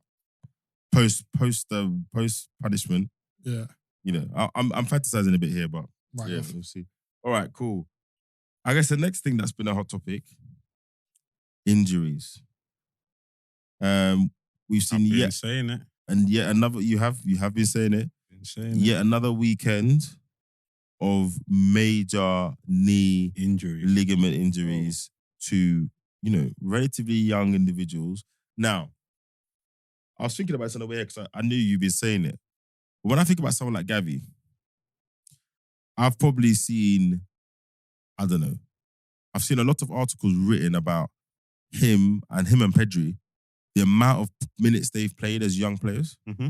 So since they kind of went pro and basically Barcelona had to play the youngsters, then they played for Spain in tournaments. So... And I'm sure, sorry to interrupt, didn't Gavi play in the...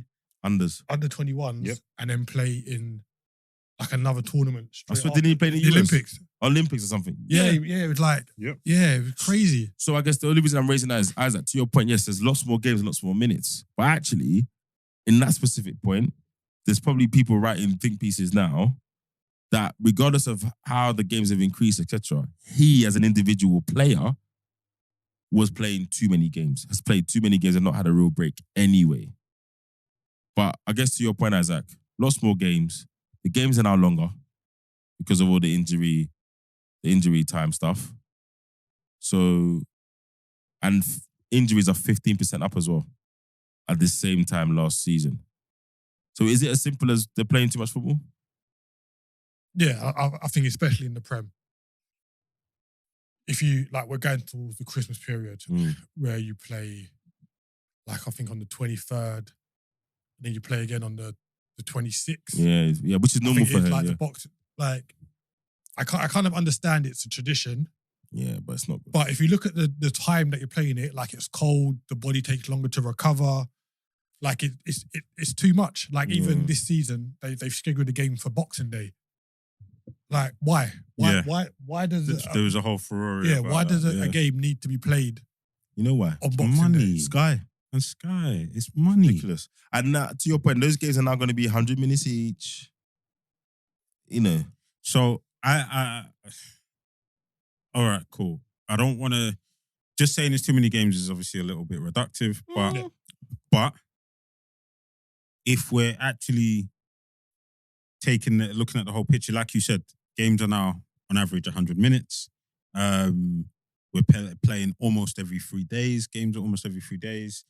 The style of play as well. A lot of teams now are adopting high press or good point. Get the ball back. This gegenpress, this running, this It's the style of play, the amount of play.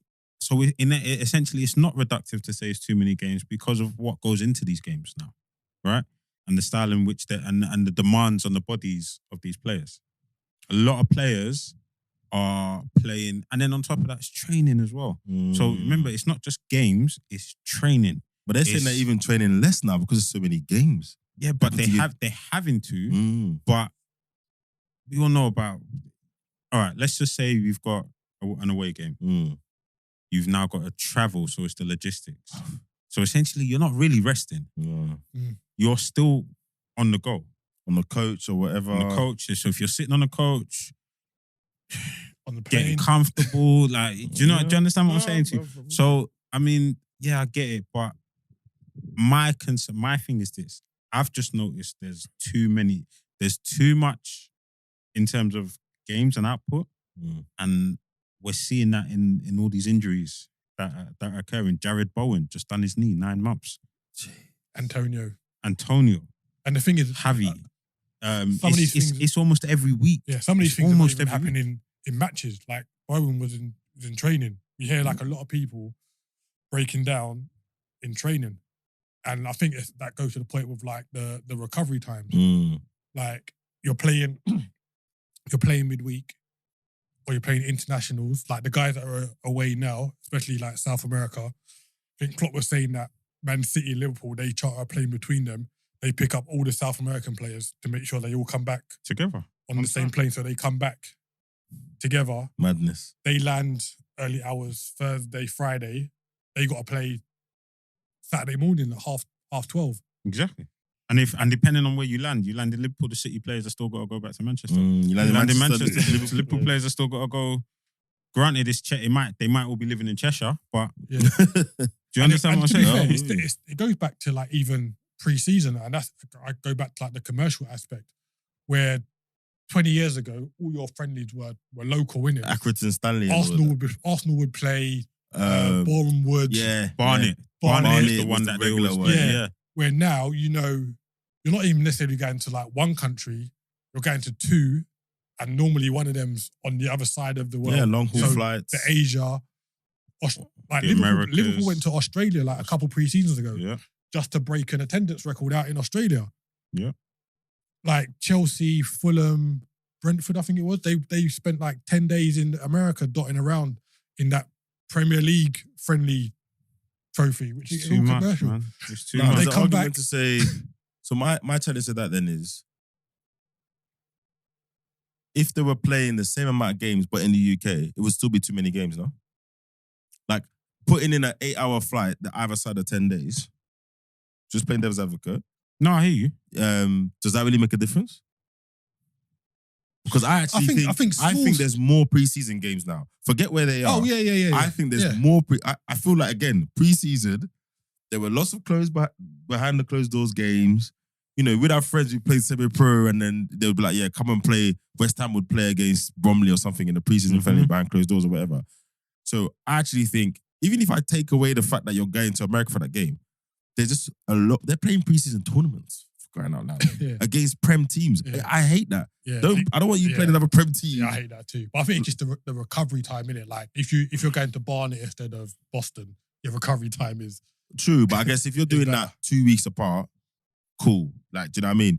Going to Australia on a Monday, coming back on a Wednesday is another thing. So for me personally, the preseason thing is the number of games. And on top of that, the preseason games used to be you'd A level below. It's just fitness. do you understand? Mm. And you wouldn't see certain players. Mm.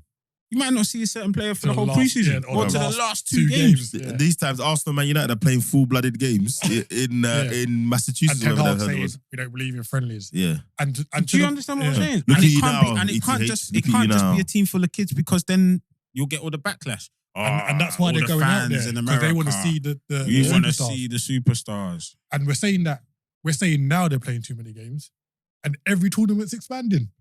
The Champions League's getting bigger. Yeah. The World Cup's Cup's getting getting bigger. bigger. Yeah. The World Club Cup's getting bigger. It's too absolutely many bonkers. games, Like, bro. I understand that. Is it Infantino, who the head of FIFA? Mm. He wants to like bring football globally, and it's not just a European market. I understand that, but Yeah, but you can't keep reusing the same European assets. this is Man, like, you you're can't- sweating the same assets. Yeah, bro. you can't. Or find ways to improve the other markets. Find ways to That'd be improve too the easy. other. That'd be too Like, easy. bro. come on. If the markets are too European centric, then find other ways to go to Africa. How do we build the infrastructure here? What things can we do here to build the ability, the talent, and the potential here, and then bring them up to then start challenging Asia, America. I agree. If I was them, I'd be pouring every ounce of money and sweat into MLS. And that whole North America, South America, make it, because they got like a little Champions League thing going on between MLS. No, that's the South American one, but they've got a Copa Sudamericana. Yeah, there's a little Champions League situation, esque between MLS and Mexico. Yeah, it's the Copa Sudamericana. Yeah, because they qualify for the World Cup. Yeah, but all of that piece there, you know, River Plate playing Inter Miami or whatever. Yeah. I would concentrate on, and I guess it's easier said than done. And football's a very tribal game. You're not gonna turn around near 80, 90 years of kind of followership in 10 or 15 years. But the way they're doing it is crazy. And I actually think the real problem is the points you guys just made. We're talking about 3 or 4 different people doing all their own thing, right? Club World Cup is FIFA. That's getting bigger because they're thinking about their own domain. It's a classic thing we all see at work, innit? This department's not talking to that department. UEFA are doing their thing. And I know there's like international winners, etc. But I don't know if there's an agreed, and they're talking about this now, where we need to get to a point where it's going to be an agreed number of total fixtures or something, or the amount of fixtures a player can play in any single 1 year. So actually, you can't play more than X amount of minutes in X amount of period, no matter what. And I think, and I think that's the way. Sorry for that, but what you just said, I can't FIFA remember if it's a team or something that's been implemented somewhere. Really, where you can't play a certain amount of minutes or games in the back in a certain.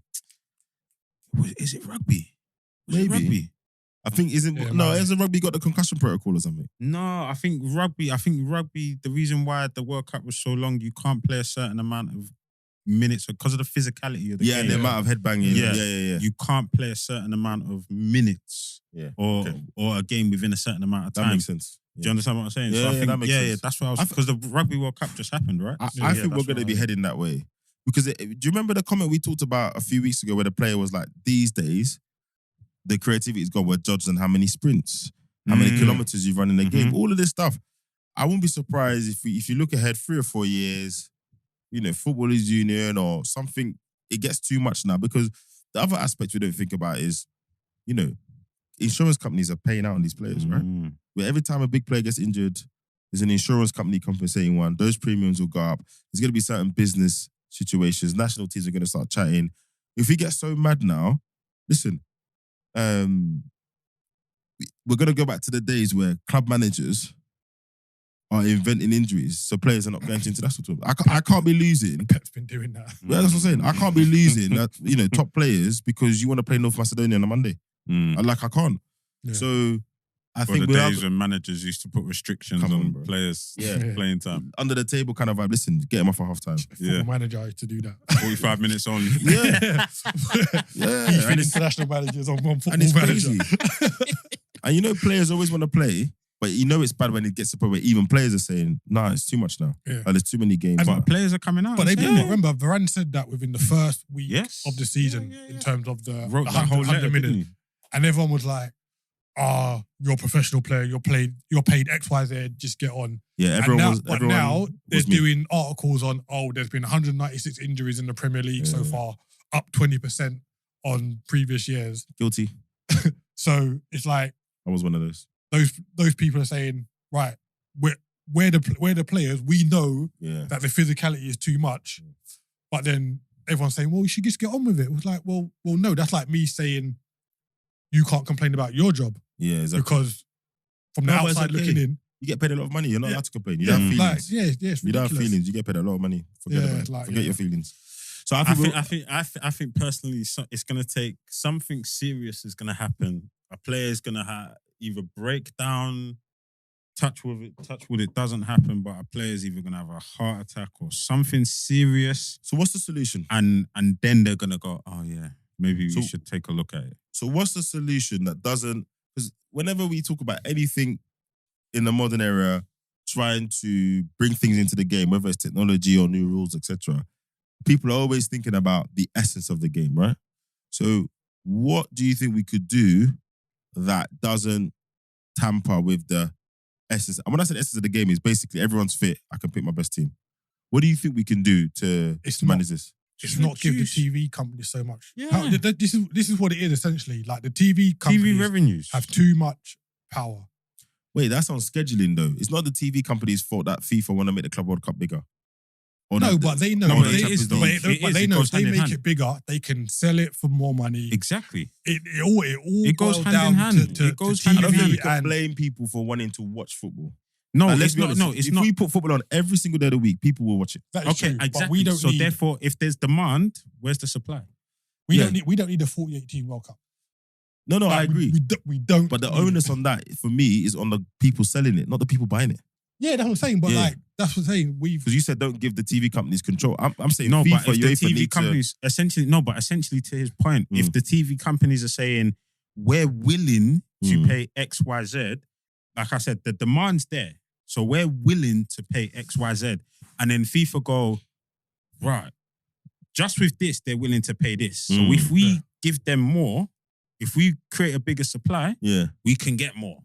I Right. think UEFA and FIFA need to be more responsible. And then to that point, to Keith's point about the TV companies having say or power, if we're saying if we're gonna offer you $1 billion, we want to schedule this. So Yeah. you need to fill that demand. You Yeah. need to fill the supply for that demand, right? Yeah. So if we're gonna offer you $1 billion and we want to put games on, like you said, every day of the week, because everyone was talking about, oh my God, when the World Cup's on, there's football every day. Oh, this is bliss, this is heaven. The TV companies go, oh, okay. Again, Yeah. guilty. and locally, Okay. And they go, oh, okay. And then they go, fill that gap for us and we'll give you the money.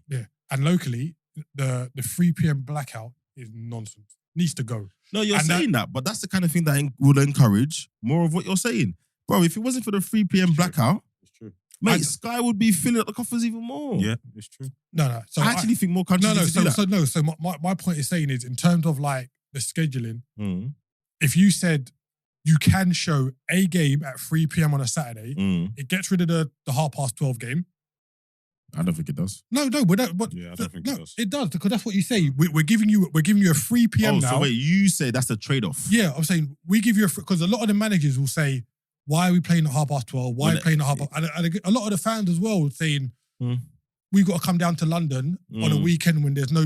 Remember the FA Cup final? There I were know, no trains madness. to or from London. Yeah, madness. I'm saying if you get rid of the That blackout, was a strike though, right? Mm.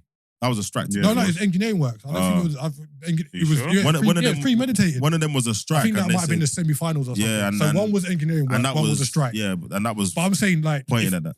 if you say, right, we can give you a 3 p.m. game, and generally, if people want to go to a game, whether it's on TV or not, they're going to go to the game. They're gonna I know they're Yeah. trying to say they're protecting No, I think it. they've. I agree with you, and I said this to someone, but someone made a good point. He said, "You're thinking about the top teams. Yes, whether the TV games on TV or not, Arsenal will always fill the stadium.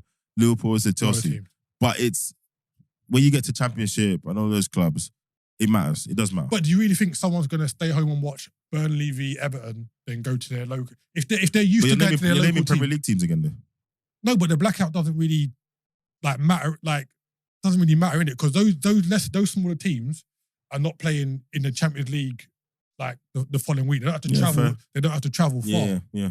And then you can make it Premier League centric. I think if you're saying there's going to be a trade off, fine. But what history has told us is that's not what happens, right?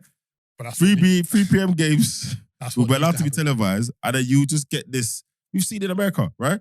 You just get 12, one game at 3, 5:30. Wasn't there 8:30 game on a Saturday the other day or Yeah. Sunday? Yeah, there were 2 games. Yeah. Saturday. And I was just like, Yep. what's going on here? There was a game at 12:30. Yeah. There was a game. There was the 3 p.m s. Then there was the 5:30. Then there was the 8. Yeah. Yeah. Yeah. Which suits So- me at home. So I But if I'm going to that 8:30 game, to Coca's point, I genuinely, if they remove the 3 p.m. lock, I guarantee you it will become a frenzy. There will be more games, more revenues, more. Nah, Slots I to think that. you say you can't show a game at 12:30. You can have a game at 3 p.m. yep. and then you can maybe have a game at 5:30. And then on the Sunday, don't have a 1 p.m. game. The time the No, time I is agree. stupid, I would, man. me personally, I would go back to the football, right? So, for example, forget the early kickoffs, right? Again, as a viewer, fantastic. But from a football point of view, look at Liverpool. As much as I love to banner you lot, That is a madness now. How many games after 14. Europe, right? 14. 3 o'clock games. And if anything, the European teams, 5:30 game. Do you understand what's the teams that have played in Europe? Just 2 slots. God forbid the FA want to actually help out their teams. Yeah. But Sunday, that's because they're again. too wedded to the TV deals. Like Yeah. you see with the Spanish leagues, when Barcelona and Real Madrid were in the semi-finals of the Champions League, they moved their games from a Sunday to a Saturday calmly. Like, Calmly, nah, yeah. sorry, Yeah. we're helping them out. Yeah, I That agree. would never happen over here. But I think it just has to go back to start with the football. And I think at the bigger question we were talking about, I just think there needs to be a little bit more coordination and just say, right, this, you lot doing all the things in your little pockets. But when we get to the elite game, it's usually the same pool of players playing in all these games. It's usually the same 20 or 30 top European clubs or 20 top European clubs. Usually the same players that then play for the top European teams or the top world teams. So there needs to be some kind of and it's not going to happen, kind of universal sort of fixture limit, or fixture limit. Because this whole thing of actually, you can't play any one player any more than X amount of minutes in X amount of days. I think you're looking at the problem the wrong way around. Because you're not admitting that there's too many games. Now you're just saying, you know what, there's plenty of games and that's fine. You just playing less of them. Just rotate. Yeah, you just play less of them. That doesn't make any sense. It doesn't make any sense. And for once, a lot of the money in the game, etc., this is where I'm on the side with that argument in terms of Sky shouldn't be telling the authorities when they can schedule games. We need to reel that back in. And I don't know what it's like in other games. I don't know if Canal Plus and them not do that in other countries, but they need to go back to the football side of things. And then between FIFA, UEFA, because the international window, even the fact that there's a window where only international can happen, that's a progress in itself, right? That needs to happen with the club. Because Club World Cup is now becoming how many teams? I think it's going to 12 or something like that. Like, it's crazy. Like, 12? it's a little tournament, isn't it? Like, Well, that's basically Champions League knockout stages. Basically. but I think the Within bigger the teams, space of 2 weeks? I think the bigger team still gets a bye, but it's still a bigger tournament than what it used to be. 48 team Euro. I think it used to be 6. So like Europe and someone else would get a bye to the semi-final. Yeah. Then the Top teams will play 2 games, basically. Yeah, that's And it. then we're going to have a 48 team Euro. No, 48 team World Cup. And then, but the Euros have just been expanded from 16 to 24. So it was 16 up until the last one. Yeah. Now it's 24 teams going forward. It's too much, man. So it's too much, man. Like it's a month of football. Like it's I say double-edged this, but I'm sword, isn't it? gonna enjoy watching Yeah, it. no, I was about to say that, but And like, this is what they're banking on. This is the reaction that they're banking on. They're banking on fans and like us saying, the more football, the better. And they go, see, there's demand. Where's the supply? And it's a vicious cycle because a lot of people can't go to games because they're not cheap. So it's cheaper for you to watch games on TV. Way cheaper. Even if Sky's X amount a month, a cheap seat at the Emirates is still 50 quid or something. 60 quid. yeah. International games are no cheaper. Oh, boy. But I'm going to say all of this, but when the And Euros are on... and that's why they're cracking down on the streamers. That's why they don't... Listen, They want every penny. they want every penny. They want every penny. All right, cool. Offside rule. Quickly. Mm-hmm. This one has been debated before. And, Uncle Wenger gets a lot of stick, right? He's been talking about this for a few years, for right? a long time. And he gets a lot of stick. But for those that don't know, the new offside rule that Arsene Wenger's been in his new role at FIFA. I don't know the official job title, but he basically is a consultant effectively. One of the things he is proposing that the offside rule changes to, instead of it being any millimeter of use offside, you're offside, actually your entire body is goal side and then you're offside. And his rationale being, so as soon as you tell it to me, I remember his rationale being that when they did the offside rule, they always said the benefit should go to the attacker. Yeah. That was always the premise of it. So actually, if my shoulder is off or my elbow is off, which annoys me because I can't score with my elbow anyway, or my ear is offside or whatever, actually, it's so minuscule. What advantage did that give me? Like, what advantage? Some of these offsides that we're drawing, the guy's heel was in front. What advantage did that realistically give him? So he's proposing, let's just make it easy. Is his entire body goal side? No? It's onside. Done. Thoughts? Yeah. I think the whole point of offside was to avoid goal hanging in it, which is you're clearly taking a clear advantage. If there's no clear advantage, just go with the attacker, advantage of the attacker. Go on, Isaac. 2 points here. So point A, I agree with Keith. And, essentially, if it's a clear advantage, which is I'm completely goal side, then offside. Because when you're drawing the lines now, it's different, isn't it? Exactly. Yeah. Very different. Exactly. Very exactly. different. So we get, and maybe this even helps VAR and gets people off VAR's back, right? Yeah. Well, you start to make it automatic now, right? Because like they got in Champions League. Exactly. The second point is it then forces teams to raise their levels. Ooh, that's not what you were going to say. What was you going to say? So I was going to say, does it now change the whole high line thing? Yeah. Well, and the setting up of defense? No, but that kind of ties in, doesn't it? That's essentially part of it. You have to raise your levels. Yeah. You can't just put a high line and hope that works. You can't be gung-ho Ange Postecoglou, Tottenham at Chelsea. You can't do that. Yeah. You now have to really be aware. You have to watch your line. Defenders have to watch their lines. They have to really understand the game. They really have to be on their toes. Yeah. Do you understand what I'm saying? So it raises levels. It eliminates that whole smooth criminal lean that the defenders are doing. Of late, like the Gabriel none of that. So follow your runner. Yeah. But talking it through with you guys now, does it really? Because I'm saying that all this lean with the shoulder doesn't really give an advantage. So actually, you've been able to be a meter the other side of me, probably doesn't change the entire defensive line. Actually, you just need to pay more attention. Do you know what I mean? Exactly. So you're raising your levels. Yeah, I'm for it. It's cleaner. You can come up against a man that loves to live off the shoulder. Yeah. If he's got half a yard of pace on you and that rule's implemented, you're lost. Man like Martinelli and that. Not everyone's got the insurance policy that Kyle Walker has. Yeah, it's true. Do you understand what I'm saying? And if a man can... It'll be carnage for like first 3 months of the season. Yeah, because it's a different way of thinking it. Like they're so used to one way, it'll be like, what's going on? Like absolute carnage. Bro. Yeah, do it as soon as possible. Yeah. I agree. And at least Wenger can say he got one of his ideas in. Yeah. Right? So let's look ahead to the Prem weekend now, quickly. Big game. So to your point, the point you made about City and Liverpool charring the playing back just hit me even more so this weekend. Big game, City versus Liverpool. It's the 12:30 game, isn't it? Mm-hmm. City at home. Which is mental to me. Yeah, City versus Liverpool at 12:30 on a Saturday. That should have been a Sunday game. Why is that not Super Sunday? Yeah. No, well, it meant to be the 5:30, but they swapped it because they said the Arsenal game couldn't be at 5:30. Arsenal were meant to be Arsenal playing Brentford, right? Yep. They said that game, I can't remember the reason, but the police said that game couldn't be Okay, fair play. At 5:30. If it's the policing, then fine. That's So why. why That's don't why you it was swap swapped. other games around? So exactly. Thank you. Yeah. I can't remember the exact reason, but on the police advice, fair. they moved. So it wasn't just Sky, Okay, Yeah. fair. Just quickly. That just off of the back of that, it's real quick. Did you see the situation between Wrexham and Accrington? Oh yes, I did. So Accrington raised their prices Because Wrexham were coming to £5 town.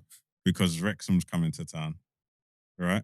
Oh, it was only by £5. £5 per ticket. Yeah, but it's the principle. So Wrexham turned around and went, "Oh, okay. Well, when Accrington come to Wrexham, we'll do the same thing." But then Accrington turned around and went, "Well, actually, no. We had to do that to cover the costs of extra police security, etc., because the circus that is Wrexham is coming to town. So the reason why we've raised the prices is because we've got to cover all these costs." Did they raise the prices when they had recent FA Cup runs and Premier League teams came to Accrington? That's something we need to look into. So. But yeah, so That's you lot tried it, mate. So they tried to say all the cost of extra police, etc. That's why it came to my mind. Yeah, all right, lads. They're jokers. So there's that whole back and forth. So yeah, City, Liverpool, Newcastle, Chelsea. For me, the Newcastle Chelsea was an interesting one because Newcastle are crying about all the injuries. Boohoo. Chelsea, we're still waiting for Chelsea to win a game. Well, I think your point was they always raise their games against the top teams. Mm-hmm. but we're still waiting for this. Chelsea are playing okay to start turning to more, consistency and more regular wins. Yeah. Newcastle need to show that they can get through this injury period if they're going to be a regular Champions League team. Yeah. Every team has their mad periods of injuries. Yeah. Everyone, right? So yeah, I think that's an interesting one up at Newcastle. I saw a stat today where they've got 13 players out injured, Newcastle. So they got 13 players. Arsenal have got 11. I think Liverpool got 8. So yeah, they've got half their first team squad in theory, numerically out. But for me, get on with it, to be quite frank. Yeah, the top end now. Spurs Villa. I mean, Spicy. that would have been a spicy game if Spurs weren't going to be Still missing. spicy. It'd still be spicy. Spurs can't afford to lose. No. Yeah, that'd be 3 on the bounce. Yeah. They can't afford to lose. That'd be tricky for them. And Villa are in the form of their life. Exactly. Form of Is their Christian life. Romero back? No, it's banned. Still on the back? Yeah. I'm Yeah, sure he 'cause got, he's got 3 3 games. games. Yeah, Okay. 3-game ban. yeah. This is the high press versus the high press, isn't it? So the game's going to be played like this. Literally in the centre circle. Literally. It's going to be like keep ball in the summer. Oh, but So yeah, looking forward to that one. I bet that's a 3 o'clock. Speaking of scheduling, these jokers. Let me check. But this goes to like what I was saying a few pods ago about the standard of the Premier League raising, innit? Like you've got 3, 4 Oh, it's not, to be fair. really It's good on the- games there. Yeah, it's a Sunday, 2 Coming o'clock game. So nice. Yeah. Yeah. So yeah, it'd be interesting. And Arsenal just away at Brentford could take What do you mean advantage. just? Well, listen. Brentford is not a joke team. But you're right. It could be a good weekend for Arsenal. I mean, ideally, I'd want 3 draws. That's what I'd want there. Or even a loss. I don't want Liverpool or City winning, so I want a draw there. Yeah. Chelsea, Newcastle couldn't care less. I want Villa to thump Spurs. But we still got to go to Brentford and do our job, to be honest. here's a Yeah. question. Everton, Man United. Yes. So Everton off the back of their points deduction. Bro, Man Ten United. Hag did not need this pointless deduction this week. Yeah. Did not need it. Do you think Everton are going to... Yeah, bruv. Rise it. Fire. Ashley Young's going to be running up and down that line like a madman. Z cars booming out as they come. Yo. Like, yeah, I can see it. Because that's the 4:30, isn't it, on Sunday? Yeah. That's a It's the tough wrong game. time to go there. But- But Man United are the informed Premiership team, so don't write Yeah, of them course. off. All the 1-0s, man. So- Fantastic fool. Yeah, but get back to Brentford. Tony played in a behind closed door game Mm. this week. Scored 2 with an assist. So apparently he's Hungry. been training since September. Yeah. So apparently he's ready to. Ready to hit When the is he ground back? running. January? Yeah, January, middle of January. He's ready to hit the ground running. So Yeah, it's going to be... Because it Good. either goes 2 ways, isn't it? Either he's mad rusty or he comes back and he's he's I pent think up. he'll be all right. I think he'll be- Yeah, I yeah. think like he's still trading. Like obviously it's not the same as No, but behind playing those games, closed but door they're games- doing games for him, innit? So Couple more Let's see. behind closed doors games. yeah, I think he'll be It'll be all right. It's all going to be right. interesting. They just need to hang in there till he comes till he's back in the team. Till he's back in the team. Yeah. So I think it's one of those weekends where the fixtures giving us two or three big games. And as Keith said, man, if they go our way, Arsenal can definitely benefit. I look at the table. Let me get the table up. So if I look at the table now, Arsenal, Liverpool on the same points, 27 points each. Liverpool are second in goal difference, one more goal. Manchester City 1 point ahead of them both, and then Spurs are behind 1 point. So actually, we need Villa to do some damage there. Yeah, actually, I know. I need a Villa Spurs draw, actually, because Villa are only 2 points behind. Yeah, it's close up there. Like 3 points between the top 5. Yeah, nah. And I need Everton to do damage against Man United, definitely. So yeah, it could be a good weekend. What do you guys think? Liverpool City? Can you call it? I've actually called it twice. 3-1 Liverpool. Hope for your sake, Yeah. that's what happens. I said a score draw, which I'd take. I think Look, City- if we- I'm if going we for come City out- win. With a point at least, I'm happy, man. Because that means our run against the top teams away from home has been good. Yeah. So I'm going for a City win. yeah, you can never tell though. Yeah, Interesting. that game's mad. But City at home, I think for City, it all rests on their midfield. Yeah, I think that game rests on their midfield. Can I just make a quick point? Like, I know Arsenal and Man City, Arsenal and Manchester United had some really good battles over the years. And a lot of people have said, they don't like the Klopp, Pep loving in terms of the rivalry that Liverpool and City have. But when it comes to actual football on the pitch, don't you think the Liverpool City games have been far better than the Arsenal Man United games? Which much better. Which Arsenal Man United games of that era? Yeah. Well, the football's different, I think.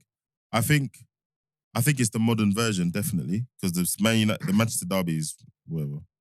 The Liverpool derby is one-sided now, as it always was. So I think the football is better in some respects because the game's evolved. Like, standard of the Premier League's got higher. But I think in other senses, because if you look back, the rivalry was a little bit more kicking lumps out of each other. These City Liverpool games have been a bit technical. Yeah, like the goal scored have been nice build-ups. Yeah. There was a couple of beautiful games. football in it. Like, there was a couple of games like the Keown one and that. But if you think about them as a series, the game where Henry scored the mad goal against Barthez and all of that. Yeah, there've been some good goals. So I'm not disputing that. No, but individual moments. No. So I think if you went back and watched the games, at that time, it was the equivalent of City Liverpool. Now, the football was good, especially with the Henry team and stuff. But yes, the rivalry, I think the rivalry was better. Does that make sense? The rivalry was better. I think the rivalry was better. Yeah, but I think the games have been better. And I think that's why people have been like, it's not a real rivalry because they're all polite. Rubbish, man. That's rubbish. Football has been good, man. Yeah, we've been the two most dominant teams. No, I only say the rivalry is better because of the players themselves. Mm-hmm. But I don't need the managers to be arguing, saying nonsense in the press conferences for the rivalry to be better. There's nothing wrong with them showing respect. I don't. It doesn't need to be antagonistic for it to be a better rivalry. It was just more like there was genuine needle. Not even just that. There was genuine competitive respect. Like, we're not gonna go out for dinner and that after. But I'm not trying to hurt you. But if I'm not on my game, you're gonna kill me basically. And if you're not in the game, I'm gonna kill you. And it was that everywhere on the pitch. Yeah. And I don't think. And after the Arsenal United games, I think we had that with our Clasico for a bit. But I don't think we've had that until you lot's games again. The rest of it has just been bare madness. North London derby has just been madness. Yeah. Everton Liverpool's just been madness. So I think until it got back to you guys battling for the title, then I think all we had a kind of El Clasico, and then we had the Arsenal Man United. It wasn't just physicality; it was genuinely we're the best teams, and the winner of this game is for the title. And then us winning the title, there was head-to-head epitome of that. Exactly. All right, everyone, don't forget to comment. Yeah, the comments have been going wild the last few episodes. Don't forget to comment, like, and importantly, subscribe. The subscriptions make all the difference, and we'll make sure that you know when a new episode is out, when we got any new shorts out, etc. And of course, please share. And we'll be back next week. Cheers. Peace. Peace.